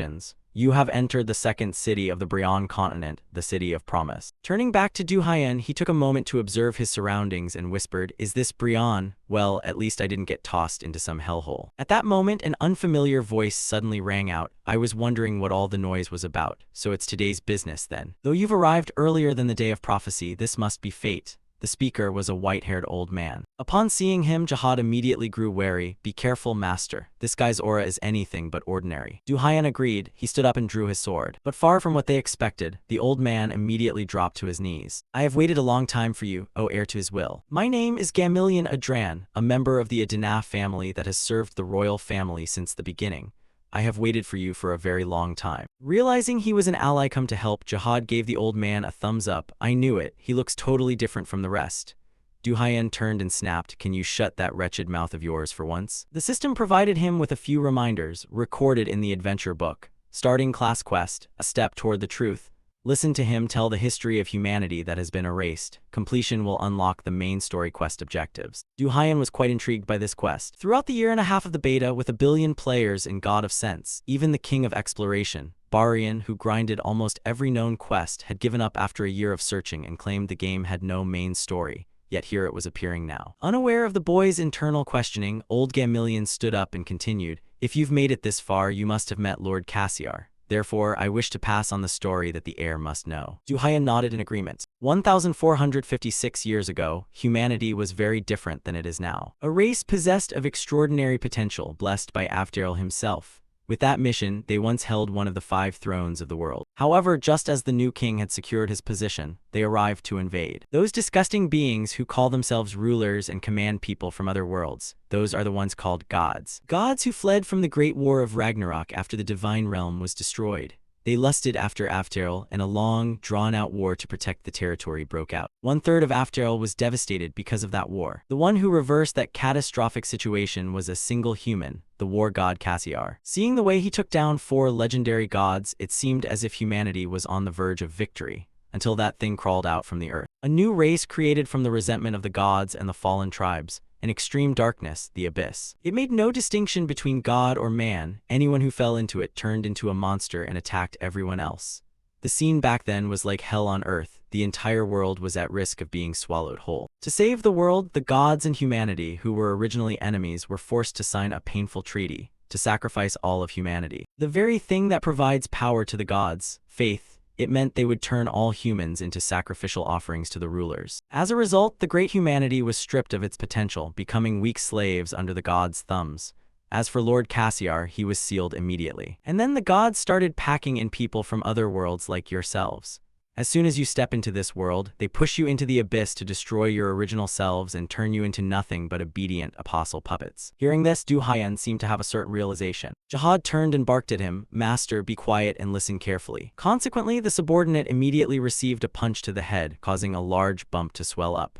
Du Haiyan continued to stroke his chin analytically, so everything started from that place. Behind him, Jihad began to grumble internally. "Master is so annoying." At this point, Du Haiyan began to understand a few things. So this was why he wasn't chosen by tier. He still held the qualities of an adventurer rather than an apostle. Because he defeated the magic dragon species, he obtained the Eyes of Truth, and this had led to the fateful encounter with Cassiar. Thinking about that, Du Haiyan immediately let his true face show. From the very beginning, his starting line was completely different from the commoners who chose to be apostles. On the other side, Gamillion continued, "We have waited patiently for nearly 1,000 years, just for the moment the heir of the prophecy would appear." This made Du Haiyan even more excited. "They were waiting for me. Am I the only player to receive the main quest? It's as if this path is being paved specifically for me. You're about to write history, Kaiser. Truly, being this talented is such a burden."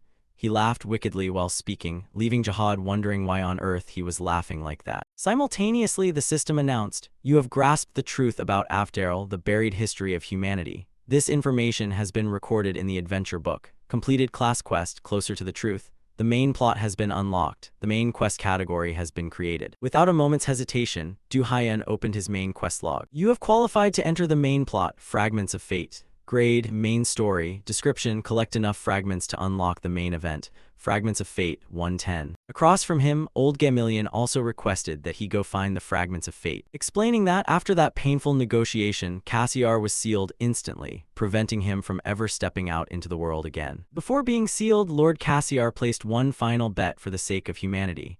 He used all his strength to pull out the vessel that was his origin, but the sealing power shattered it into many pieces scattered across the world. Only a complete fate can find me. Once the day of fate is complete, the eternal seal will be broken. Since the current weak humanity is in great peril, you must gather enough fragments to hope to face those hateful bastards. Du Haiyan asked hurriedly, what is the day of fate? However, Gamillion had no intention of explaining further. I cannot reveal that at this time. Those are the rules of the promise. Hearing that, Du Haiyan nodded. Fine then, where do I go to find these fragments? The old man gave him a hint. It said someone once saw them in Brion. But before that, Lord Cassiar has a task for the heir. Our protagonist immediately felt this was a lucrative deal and hurriedly urged him to speak. This task is very simple, just defeat some monsters. About 1,000 should be enough. At that, Du Haiyan froze, wondering if he had misheard. Unfortunately for him, the system confirmed. Sudden quest triggered Gamillion's trial. Gamillion's trial main story class tier, kill monsters around the Brion area no less than 1,000. Reward unlocks the next quest.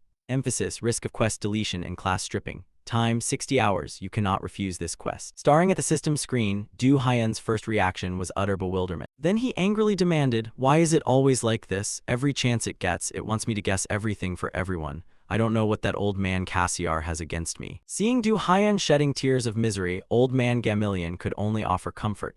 I believe His Excellency has some deep, profound intention. Returning to his senses, Du Haiyan decided to brush the matter aside. Whatever, it's not like it's the first time that old man has acted like a mad dog or something. So what now? To kill them all within 60 hours, I have to take one down every 3 minutes. Old man Gamillion, unsure of what else to do, simply wished Du Haiyan luck. Sensing that the old man was trying to slip away, Du Haiyan hurriedly asked, hey, wait a second, tell me where the highest concentration of monsters is. Before he could even finish his sentence, the old man had already waddled away. Finally, Du Haiyan could only let out a weary sigh. It's over. The monsters in Brion are definitely much stronger than the ones in Raven. I haven't even gotten used to this place and already I'm being forced to kill 1,000 of them. Meanwhile, Jihad suddenly turned and asked, by the way, when do you plan to use that thing you've been saving? That long, sturdy-looking thing, the one Cassiar pulled out from his crutch. Hearing that, Du Haiyan became incredibly flustered. Heavenly Change, you little devil, its name is Heavenly Change. Don't describe it in such a perverted way. Jihad had no idea what he had said wrong while Du Haiyan stopped paying attention to him. Forget it, this is exhausting. Since I'm here, let's see if this item is actually useful for anything. Very quickly, the item's information appeared before him. Heavenly Change.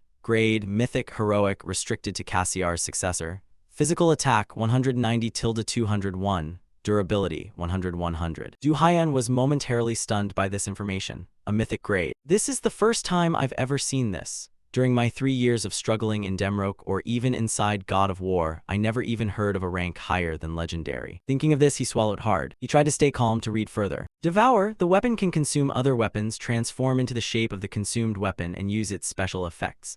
If a weapon of the same type is stored, the old one will be discarded. Warning, the weapon only responds to its master. Those without proper qualifications cannot use the special effects. Since the user's level is too low, the full power cannot be accessed yet. Heavenly Change's attack power will be adjusted according to the quality of the transformed weapon. Capabilities have been adjusted to suit the user's level. Although Du Haiyan didn't fully understand, he nodded. I don't quite get it, but let's just treat it as a type of growth tier equipment. There was one more point that caught his attention. Weapon Devour, how exactly does this work? Time passed quickly. The scene shifted to the pungent stone forest, where a large fellow was drawing his bow and aiming forward. The arrow was released, whistling past a massive orc. Knowing it was under attack, the creature immediately turned to investigate, scaring the guy so much he nearly wet his pants. It saw me. Sure enough, just a second later, the orc came thundering toward him. However, before it could attack its enemy, another strike hit it squarely in the head, making the orc cry out in pain. The one who struck was a large mage with purple hair. Get lost, you damn orc. In another corner, a swordsman lunged forward to attack. His blade slashed directly into the enemy's back. However, the attack didn't seem to do much. The orc simply turned slightly and slammed the swordsman into the ground. This is insane, everyone attack at once. The swordsman shouted and began attacking frantically again. After a short while, the orc eventually succumbed to the group attack and fell dejectedly. Seeing this, the whole group gasped for air from exhaustion. Phew, orcs are definitely no pushovers. But anyway, it's done right. The one with purple hair replied, that's right, only we could have settled it so quickly. I have to admit, there's a reason the whole guild came all the way to Brion. The swordsman bragged, exactly. At this stage in this forest, there isn't a single lineup that can stand against us, ha ha ha. The whole group burst into laughter. Just then, the sound of footsteps ahead caught their attention. Oh, someone's coming here alone. Is that ugly guy his guardian? His equipment looks pretty mediocre. Then they called out, hey brother, are you soloing? Du Haiyan was a bit surprised. He looked at them for a second or two before replying, "No, I'm still single." Hearing that, the group burst into even louder laughter. "Ah, so it's just some scrub who got separated from his group and has to go it alone.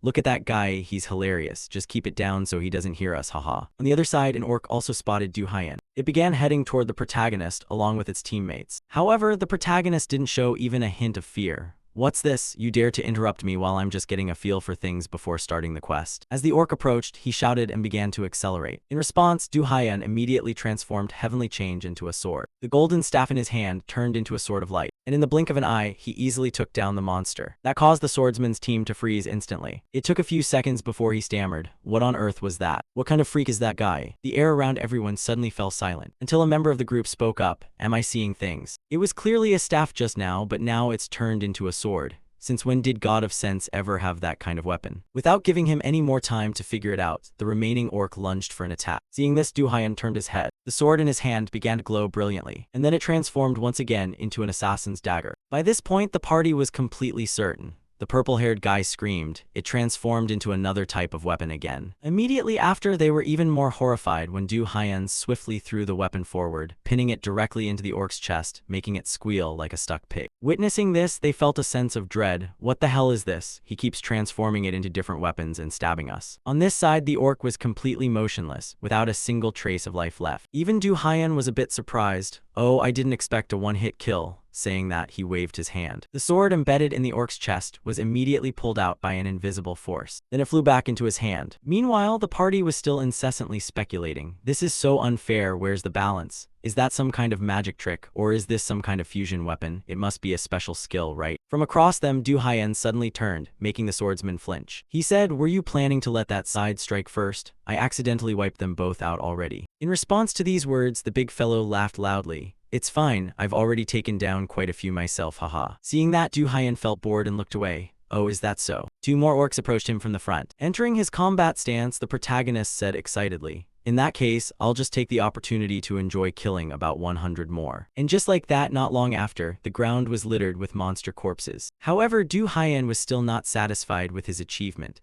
Still a long way from the goal. "Aren't any more orcs showing up? There aren't even any players around here." Jihad explained on his behalf, "It's because you killed so many that the rest of them have all fled elsewhere." Du Haiyan immediately argued back, No way, how could a nobody like me clear out all the orcs alone? There are plenty of parties out there full of muscle-bound guys with insane stats." Speaking of which, Du Haiyan spotted a few orcs slowly moving forward. Without needing to be told, Jihad understood why. "It seems the orcs are starting to feel wary of you. They're running deeper inside."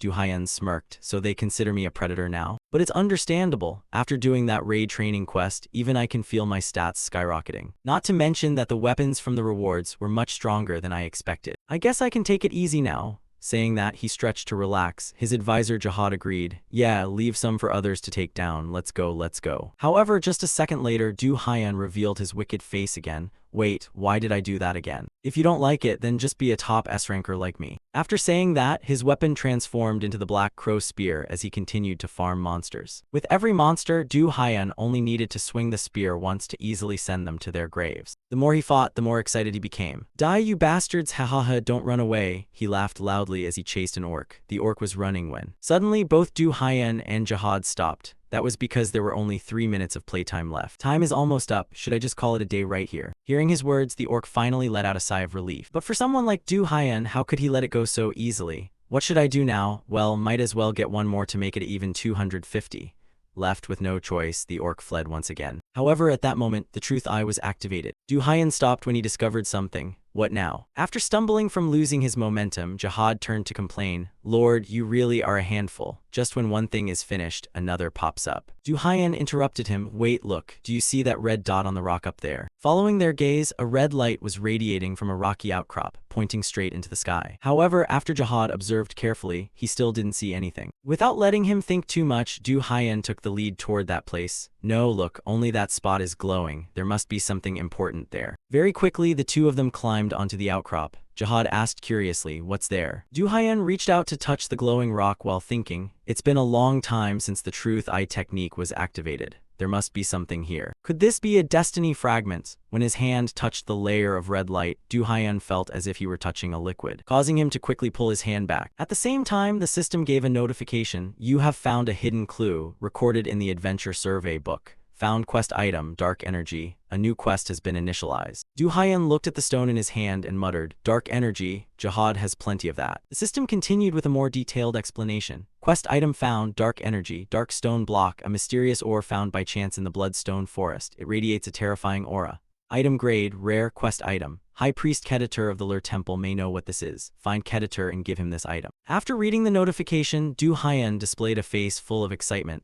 I didn't expect a quest item to drop here. Too bad it's not a destiny fragment, but the reward probably won't be bad either. Then the system notified him that he only had 10 seconds of playtime left. Du Haiyan was a bit surprised at how fast time had passed. Jihad also panicked. What, you're logging out right now? That's right, is there a problem? Du Haiyan replied. Jihad frantically said, no, it's just, when you're gone, Eliza and I. Before he could finish his sentence, he was teleported to the Guardian Room. The scene shifted to a forest, looking at the somewhat familiar sight. Jihad sighed again. Each Guardian is given a private room. They can roam safely here until their master returns. This is the first time I've been tossed into a Guardian Room, so it feels a bit strange.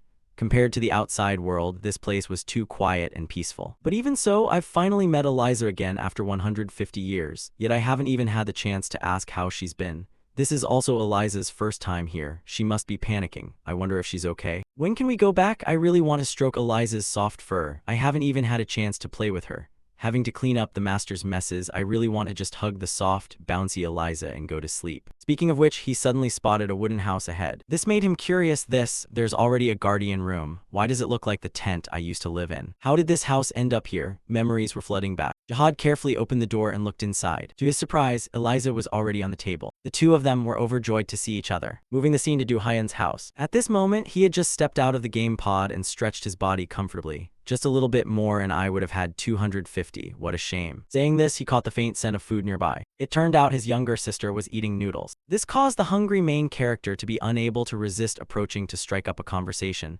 Haiyan, ah, my dear little sister. Before he could even finish his sentence, his sister replied, refusing immediately. No way, don't even think about it. Hurry back to your room. Her attitude left Du Haiyan silent for a few seconds. However, immediately afterward, despite her refusal, Du Haiyan still stuck his chopsticks into her bowl of noodles. Heavenly Transformation, switch to shiny steel chopsticks mode. Prepare yourself, you toxic orc. Just like that, the two of them began to duel with their chopsticks, determined not to let the other touch any noodles. After a while, Du Haiyan himself felt exhausted and started panting. Tisk, this orc has stamina. Haiyan Ah then mocked him back. Even mudskippers can talk now. Brother, please wake up from your dream. You're terrible at games, but you love to show off. To this questioning, Du Haiyan immediately snapped back, cutting her off. What was that? Have you ever even seen me play? Do you even know what the main quest is? Haiyan Ah glanced at him, blowing on her noodles, and said, is there such a thing, or did you join some guild now? Du Haiyan shook his head, saying he had no intention of joining any guild. For some reason, his sister nearly burst out laughing as she said, probably because no one wants to invite you. Seeing Haiyan Ah looking down on him, Du Haiyan gritted his teeth and said, that has nothing to do with it. I'll reach first place for sure, just you wait. Unfortunately, although Du Haiyan declared it very grandly, Haiyan Ah felt even more amused. What did you say? You're not even in the top 10 large guilds. Your appearance isn't as handsome as Verger. Your views on YouTube haven't even hit 100 million. What are you going to reach first place with? At this point, the main character couldn't take it anymore. He stood up abruptly and declared, fine, just wait. When your brother succeeds, you'll see. Saying that, he left in a huff, while Haiyan Ah just muttered, I don't know where you get all that confidence from. Ignoring her brother, she continued to bury her head in her noodles. It was just a pity that right at that moment, Du Haiyan rushed over to sneak some food, making her mad enough to explode. Afterward, Du Haiyan immediately rushed into his room, fiddling with his computer while saying, you dare look down on your brother? I'll show you what my true ability is like. Let's see that clip I recorded earlier. I'll upload it to make it really impressive. Then, just as Du Haiyan searched for the keyword God of Savior, he suddenly felt extremely surprised when his own game character appeared. Isn't this me? In another development, while Kaiser was rampaging without a second thought, the entire world of God of Savior began to shake violently. At the entrance of Brion, countless people had gathered and they kept whispering to each other, is that truly the legendary Kaiser of the Demrock region? Finishing the S-rank Raven graduation quest is indeed a win. But why haven't we seen a trace of him? I heard he just entered the Stone Forest.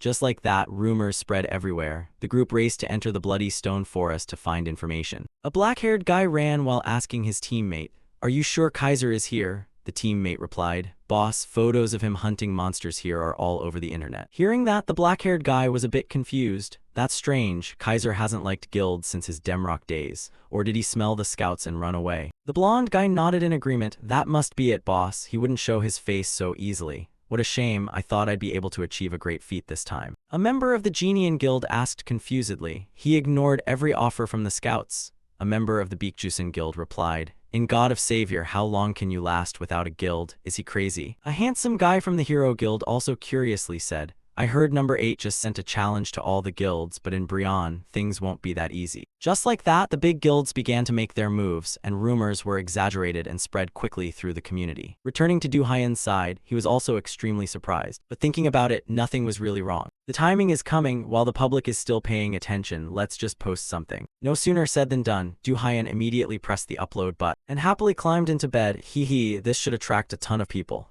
How many views do I need to make money? How much is a Ferrari these days? Oh wait, I don't even have a driver's license, he said delusionally. Time passed quickly until the next morning. At this moment, Du Haiyan was trembling as he clutched his phone. The video he uploaded yesterday had already reached 3.4 million views. The comments were overwhelmingly supportive, and people couldn't get enough of watching it. Even Du Haiyan himself felt surprised by this result. Is this really my channel? Thinking about the initial success, Du Haiyan couldn't help but laugh out loud. He immediately ran to show off to his sister. Kang Haiyan, ah, look, behold the greatness of your brother. Answering his words was a ladle to the forehead. The person who struck was Du Haiyan's mother. She grumbled, What are you screaming about so early in the morning? Hurry up and come eat. Du Haiyan rubbed his head and asked, And where is Haiyan? Ah, mom, she replied. Who knows, it's Friday, she's probably at school. Knowing this, Du Haiyan turned and left in disappointment. His mother snapped, Are you going to eat or not? Du Haiyan turned back and replied, I'll eat later. Once I'm rich, I'll treat you to some premium beef. Just like that, Du Haiyan logged back into the game.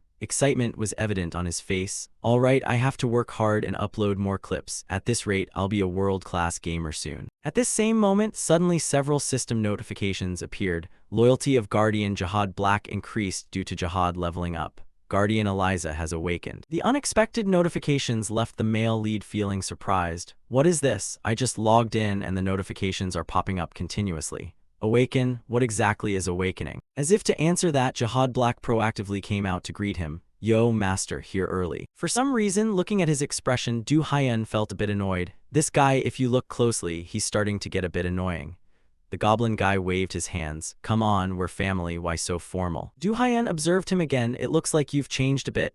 Is that so? Probably because being in the room makes me look more handsome. Jihad laughed, making Du Haiyan speak sternly. Hey, I'm not joking here. Jihad still smiled. I'm not joking either. Afterward, Du Haiyan turned his eyes to look at Eliza and asked, But wait, why has Eliza's color changed? Is it because she awakened her power, and where did that necklace suddenly come from? Mentioning that, Jihad's voice became cheerful. When we were in the room, the 11th floor suddenly glowed and changed color, and this is her favorite necklace, which was placed in our room. Du Haiyan stroked his chin, slightly puzzled. Your room, usually the Guardian's rooms should be separated, right? And what do you mean by found? Jihad teased Eliza while saying, Just leave it at that, probably because I lived well, the heavens rewarded me. Du Haiyan crossed his arms, teasing while saying, How could Eliza be influenced by this lowly goblin? Jihad sighed, What did I do? Right then, another strange voice suddenly intervened. Hey, isn't that Kaiser? That's the same arrogant attitude, that's him for sure. And is that gloomy little thing next to him a guardian? Immediately after, another voice rang out. Brother Kaiser, it really is him, that's so cool. Join our guild, we guarantee you the best benefits. Our drunken cavalry squad is the place that suits you best, Brother Kaiser. Countless invitations began to be thrown his way, and this group, seeing so many competitors, began to aggressively lunge forward. Hold him back, we don't know when he'll disappear again. Watching the group surrounding him from all four sides, Jihad asked with some concern, What is this situation, master? Hearing that, Du Haiyan was also a bit confused. I was just posting a clickbait clip, yet the flies and mosquitoes are swarming in like ants. So sometimes being too charming is a sin. Is this your first time seeing a celebrity? Are you all going crazy? If you want to take a photo, go take a number. Before Du Haiyan's words, a black-haired guy suggested, His level is still low, hurry and capture him. Du Haiyan felt a bit regretful that the group didn't fall for his trap. Sigh, they didn't fall for it. But thinking about it, I guess I can't take photos anyway. While speaking, he transformed his staff into a shield. After that, he gritted his teeth and swung the shield forward while shouting loudly, Goodbye because I have personal image rights. The surrounding players were completely surprised, having no idea what skill he had just activated. Du Haiyan didn't let them react in time. he slammed the heavy shield onto the ground, creating a terrifying shockwave. Bodies flew in all directions as the impact force sent the small fries trying to surround him flying. Taking advantage of the temporary opening, he called Jihad and Eliza, saying it was time to escape. The group rushed forward, leaving the angry crowd behind in the misty forest. Du Haiyan gritted his teeth, realizing that being famous in this game was more of a curse than a blessing. Just as they pulled away, a new group of players discovered him, and the chase began again. Jihad and Eliza clung tightly to his head, looking back at the aggressive stalkers following them. Du Haiyan decided he needed a more thorough solution and prepared to throw his shield. He reached his hand out. The shield began to vibrate as if it had its own consciousness. Then it flew straight back into Du Haiyan's hand. He continued to run, taking advantage of the chaotic moment to truly put distance between them and the bandits. Du Haiyan caught the flying shield, spinning it around with practiced precision. While continuing to move, he threw it again, issuing a final warning. Anyone who dares to keep chasing will pay the price with pain. Finally, they reached Bond City, where towering medieval buildings promised at least a bit of safety from the wilderness. Even so, he could not escape attention. Players on the street whispered and pointed as the famous ranker passed by. A diligent guild recruiter tried to shove a flyer in his face, but Du Haiyan brushed it aside without stopping. In his heart, he thought, well, at least being in the city is less annoying than being in the hunting grounds. Because anyone who strikes or kills others here gets thrown in jail. I can tell by their faces they are trying hard to hide their frustration. They must be dying to attack me, a legendary character from the past now appearing like a low-level newbie on the fourth day. Those guys must be wanting to defeat me to make a name for themselves in one go. Now I have the motivation to grind to max level as fast as possible. From now until then, it's best to keep a low profile and not attract attention. But keeping a low profile was impossible when Jihad started screaming at the top of his lungs, attracting everyone's attention. The goblin introduced himself and Eliza as the guardians of the great legend Kaiser,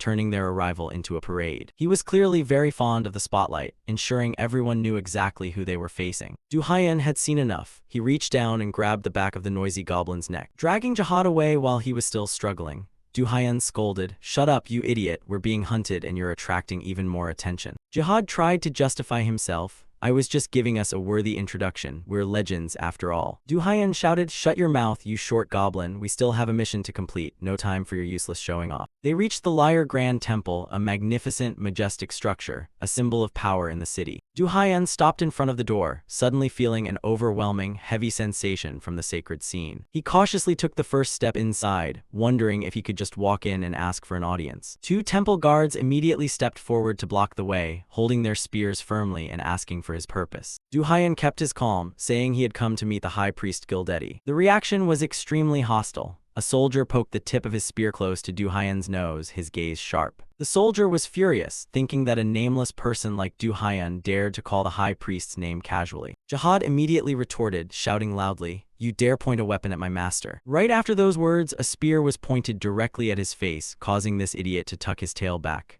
Fine, I'll let this slide." Du Haiyan told that useless guy to calm down, then opened the system menu to provide proof to the guards that he wasn't a random intruder. He held up a small blue box, saying he had come to show them what was inside. A soldier startled, his hand subconsciously moving to his chest. The soldier leaned in closely, his eyes fixed on the mysterious container that Du Haiyan was presenting. Very quickly, they were allowed to enter. Along with Jihad and Eliza, Du Haiyan followed two robed monks along the stone corridor of the temple, nodding as he realized the atmosphere here was extremely tense. They stopped in front of a pair of giant wooden doors. The guide instructed him to step inside slowly and respectfully. Du Haiyan stepped across the threshold, even though the guide's warning about his attitude in front of the high priest made him feel like he had done something wrong. He cautiously peered through the opening doors. Inside the large hall, High Priest Gildetti, an old man with a long, white beard and a magnificent crown, was sitting on a tall throne, flanked by two powerful knights. As they approached the throne, Du Haiyan was weighed down by the terrible pressure in the room and the intimidating aura of the guards. Zerdik, a muscular knight with spiky blonde hair, looked down at Du Haiyan with suspicion from the start. Du Haiyan replied stammeringly in tension, his worry skyrocketing when he realized Zerdik's name tag was a deadly red. Zerdik pressed down on him, demanding Du Haiyan introduce himself properly since he had been allowed in. Du Haiyan apologized and quickly stated his name, but Zerdik shouted, "Speak up, don't mumble." A calm knight with black hair and a ponytail intervened, telling Zerdik that he had seen and heard enough. Taxanal, the elegant black-haired knight, apologized on behalf of his comrade for the rude attitude, explaining that Zerdik was from the far regions. Du Haiyan kept his calm, even though he was sweating on the inside when he realized Taxanal also had a red name tag. He smiled sheepishly. I was just startled because it was so sudden. High Priest Gildetti spoke up, acknowledging that the journey to the temple must have been difficult for Du Haiyan. Gildetti requested to see the object he had brought. Du Haiyan took out the blue box again, opened the lid, revealing a jet-black fragment that looked like obsidian inside. Gildetti carefully lifted the shard with a white cloth, his face turning ashen. The high priest observed the stone fragment closely, his eyes full of solemn weight as he confirmed its identity. Gildetti looked up and asked Du Haiyan, "Do you know what this is?" Du Haiyan was honest, "I don't know, I just happened to pick it up from a rock in the forest." Zerdik exploded with anger, shouting, "You were reckless enough to bring this here without knowing what it is." The hot-tempered knight leaned forward, his expression aggressive and incredulous. "That's not it, I picked it up in the stone forest, I saw it stuck in a rock so I pulled it out," the main character hurriedly explained. But the blonde seemed unable to accept it. "What are you blabbering about? How could a normal person find something like that on a rock, unless you're a priest?" Taxanal apologized wearily, nodding that although Zerdik was a good lad, his words and temperament were too rough. Gildetti reassured Zerdik that there was no reason to doubt Du Haiyan's intentions and story. Zerdik remained irritated, muttering, "The high priest is treating this peasant with too much respect." Gildetti just smiled faintly at the knight's irritability, admitting that perhaps the initial welcome was a bit rude. He said that although Du Haiyan looked like a normal outsider, his top graduate title was reacting to this situation. He addressed Du Haiyan as an honored guest, asserting that someone with his level was completely worthy of discovering this item. Gildetti stared intently at the black shard, calling it the most terrifying energy source in Avaril, the footprint of fear. Zerdik and Taxanal listened intently as the high priest explained that this single fragment was a trace of a much greater horror. High Priest Gildetti's expression became fierce as he spoke the name of the entity that had left this trace, the Abyss. Du Haiyan's face stiffened, the weight of the situation finally beginning to sink in. Gildetti explained that the Abyss was an extremely dangerous ancient force, one so powerful that even the all-powerful gods had to fear it. He said that the temple had entrusted them with the task of eradicating every trace of the Abyss to protect the people.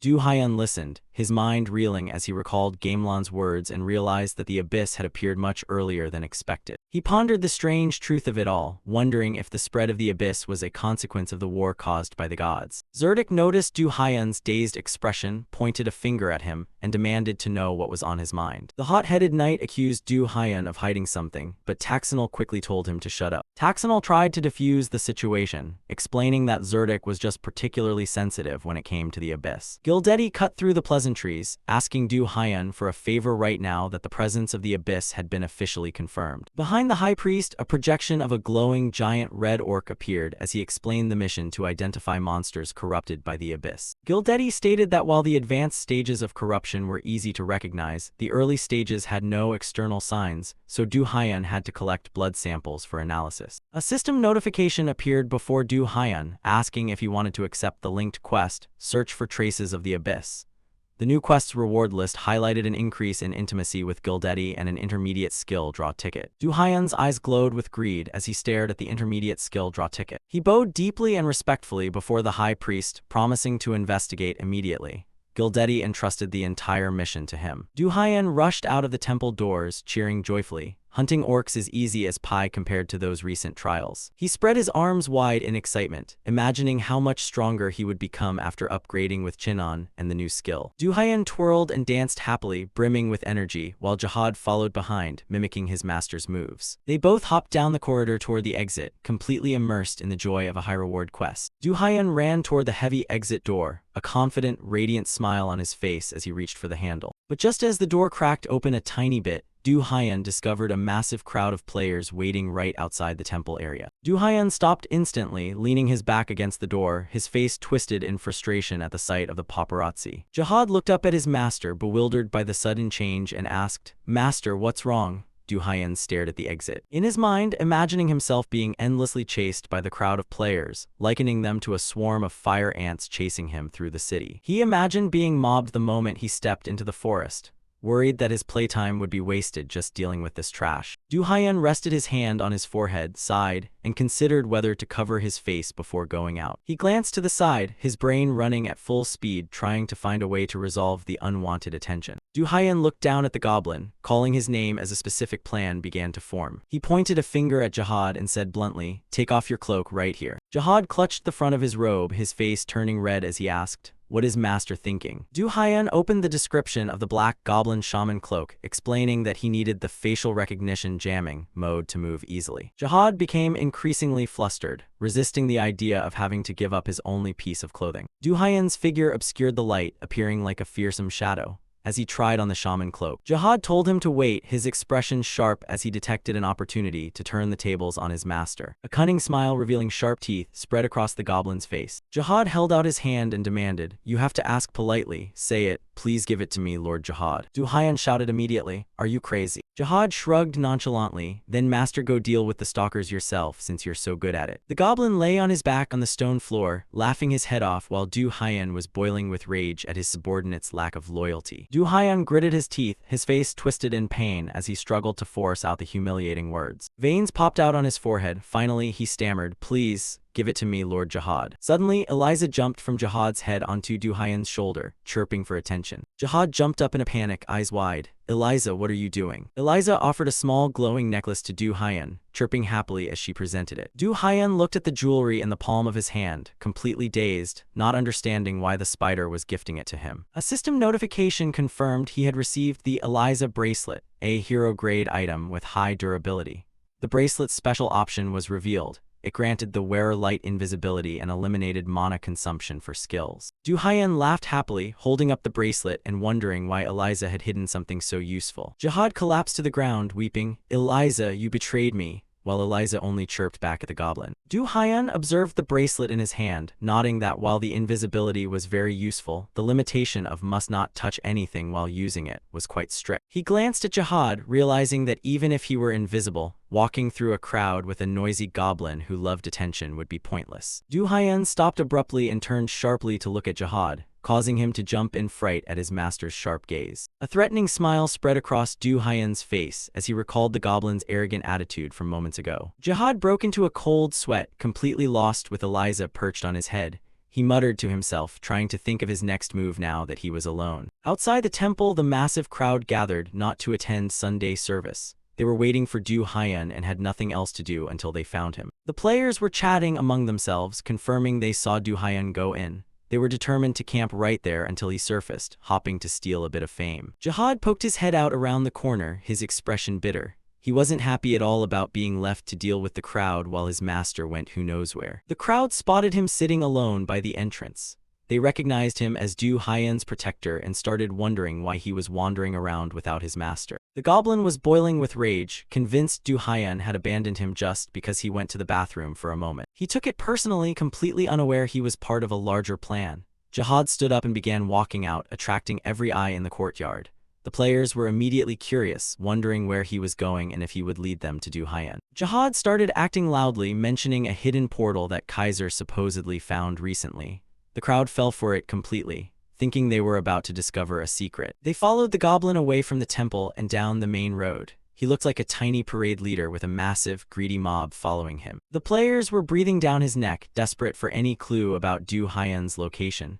They were so focused on the goblin that they forgot the temple entrance. Suddenly, a system notification appeared. Because Du Haiyan had left the current area, his guardians would be automatically pulled along due to the game's mechanics. Right in front of the dazed players, Jihad and Eliza vanished into a pillar of blue light. The decoy plan had ended. The crowd could only stand and stare at the empty space where the goblin had just vanished. They realized too late that the prey had disappeared into thin air. A system notification confirmed Du Haiyan had arrived at the Bloodied Stone Forest. His invisibility was active, keeping him hidden from any players nearby. Deep in the misty forest, Jihad appeared right next to Du Haiyan. The teleportation mechanic worked perfectly, bringing the whole team together in the new area. Du Haiyan punched his palm in satisfaction. He was thrilled that the escape had gone smoothly without a single flaw. He had finally escaped the annoying crowd. He intentionally exploited Jihad's noisy nature to lead the players away, knowing the game would teleport his subordinates when he changed areas. It was a perfect pro move. Du Haiyan couldn't help but laugh at how easily the crowd was deceived. Conversely, Jihad looked like he was fed up with his master's schemes for the day. When the goblin tried to complain, Du Haiyan immediately signaled for silence. He was still invisible and didn't want Jihad's big mouth to give away their position in the mist. He spotted several other players nearby and warned Jihad to shut his mouth and just keep walking. If the goblin continued to attract attention, Du Haiyan threatened to lock him in the guardian room permanently. They ventured deeper into the dark forest, passing other players without anyone knowing Du Haiyan was standing right there. The crowd saw the goblin but assumed it was just a random NPC because Du Haiyan was not visible. A warning appeared as the mist became increasingly thick. The system advised him to be careful of orcs that like to ambush players from the fog in this area. Feeling safe enough from players, Du Haiyan turned off his invisibility. The mist swirled around them as they prepared for the real hunt. He reached out and stroked Eliza's head as a reward. The little spider seemed to love the attention, chirping happily. Jihad tried to claim credit for the successful escape, declaring it was all thanks to him. Du Haiyan admitted it was effective, but joked that he really hated having to compliment a goblin. Eliza began chirping her name repeatedly, looking slightly restless. Du Haiyan looked down, puzzled, not understanding what his little subordinate was trying to say. Jihad just shrugged, guessing she was sulking about something. He didn't realize the sudden change in the atmosphere. Suddenly, a giant, muscular green arm pierced through the mist, accompanied by a terrifying roar. The ambush the system warned about was happening right now. Du Haiyan and Jihad were completely caught off guard. Their conversation was cut short by the massive threat emerging from the mist. They didn't expect it to attack so soon. Before Du Haiyan could react, Eliza launched herself into the air toward the monster.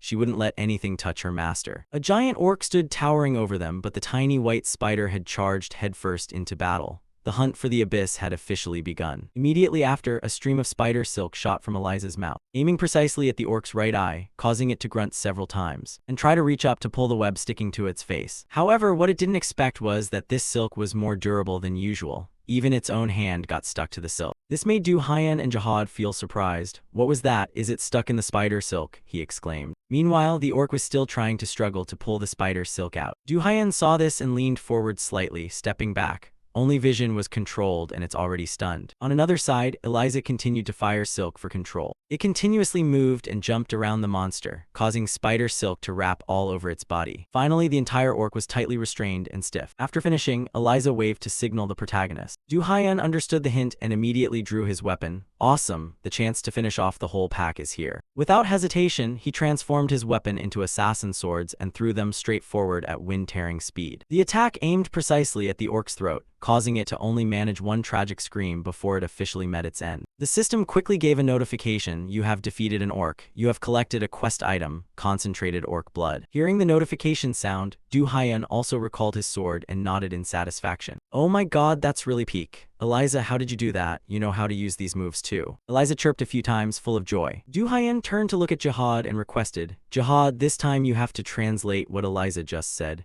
Jihad shrugged and replied, "It's the same as before. She said she wants to join in the real combat." This made Du Haiyan unable to resist rubbing Eliza's head a few times to praise her. "Really? So tiny, but how do you know how to think like that?" Although he praised her, Du Haiyan also offered an honest remark. "Hey Eliza, you just made a mistake. You have to wait for me to press record before showing off. This pile turns into money. The nutuber scene is fiercely competitive, no joke." Hearing this from the protagonist, Jihad didn't understand anything. However, he didn't want to grow up to be that kind of person. Right at this moment, several other orcs heard the noisy sound and came looking. This made Du Haiyan feel even happier. "Oh, perfect timing. Now show me your full capabilities, Eliza." Eliza jumped up excitedly. Time passed quickly. With Eliza's support, the spear in Du Haiyan's hand pierced through the orc's chest. After that, he casually cleaned up the head of another orc. The system quickly issued a confirmation: "You have combined orc levels. Spear mastery has increased." With the ease of taking down these monsters, Du Haiyan was as happy as could be. Ever since Eliza awakened, she looks completely different.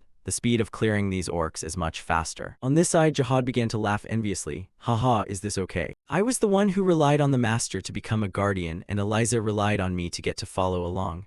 I should be the one at this rank. But that order is about to be turned upside down. It's not just swapping positions anymore. That little kid wants to climb onto my head and sit there. I like Eliza, but this is too much. At this rate, the master will look down on me even more. I have to show them my true prowess." Thinking of this, a wave of jealousy rose in Jihad's heart. He immediately used his necromancy skill, summoning 2 red goblin zombies from the forest. Beside him, Du Haiyan didn't understand what his subordinate was going crazy about and turned to ask, What is he doing all of a sudden? Ignoring the protagonist, Jihad continued to show off. Appeared Darien. At the call, a blue goblin crawled out from the ground. The three of them lined up behind Jihad, while Jihad proudly declared, Rowan Nix Darien report. However, there was no praise or applause. Du Hyan, after a few seconds of silence, dazed, asked, What is this? Planning to send them to pick up gear? Why are you suddenly nomming these zombies? Jihad scratched his head distractedly. If they appear without calling their names, it feels a bit awkward. At the same time, a notification screen suddenly appeared. Using monsters from the previous sub-dungeon as material to create zombies reduces mana consumption by 50%. Du Hyan was slightly surprised. Oh, so this effect exists. He stroked his chin, smiling clearly. Saving mana means I can deploy more tricks.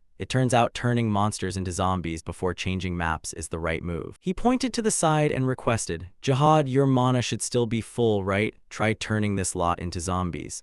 Jihad received the command immediately, Yes, master. Then Jihad's entire body was covered in dark mana. Wake up, Kale, Seraphine, Garrick. This source of energy affected an orc, causing its body to slowly stand up. Very quickly, the three defeated orcs stood tall like guardians. Jihad once again declared their names. However, this only made Du Hyan more annoyed. I told you not to name them randomly. Maybe in a moment I'll have them stand up and introduce themselves.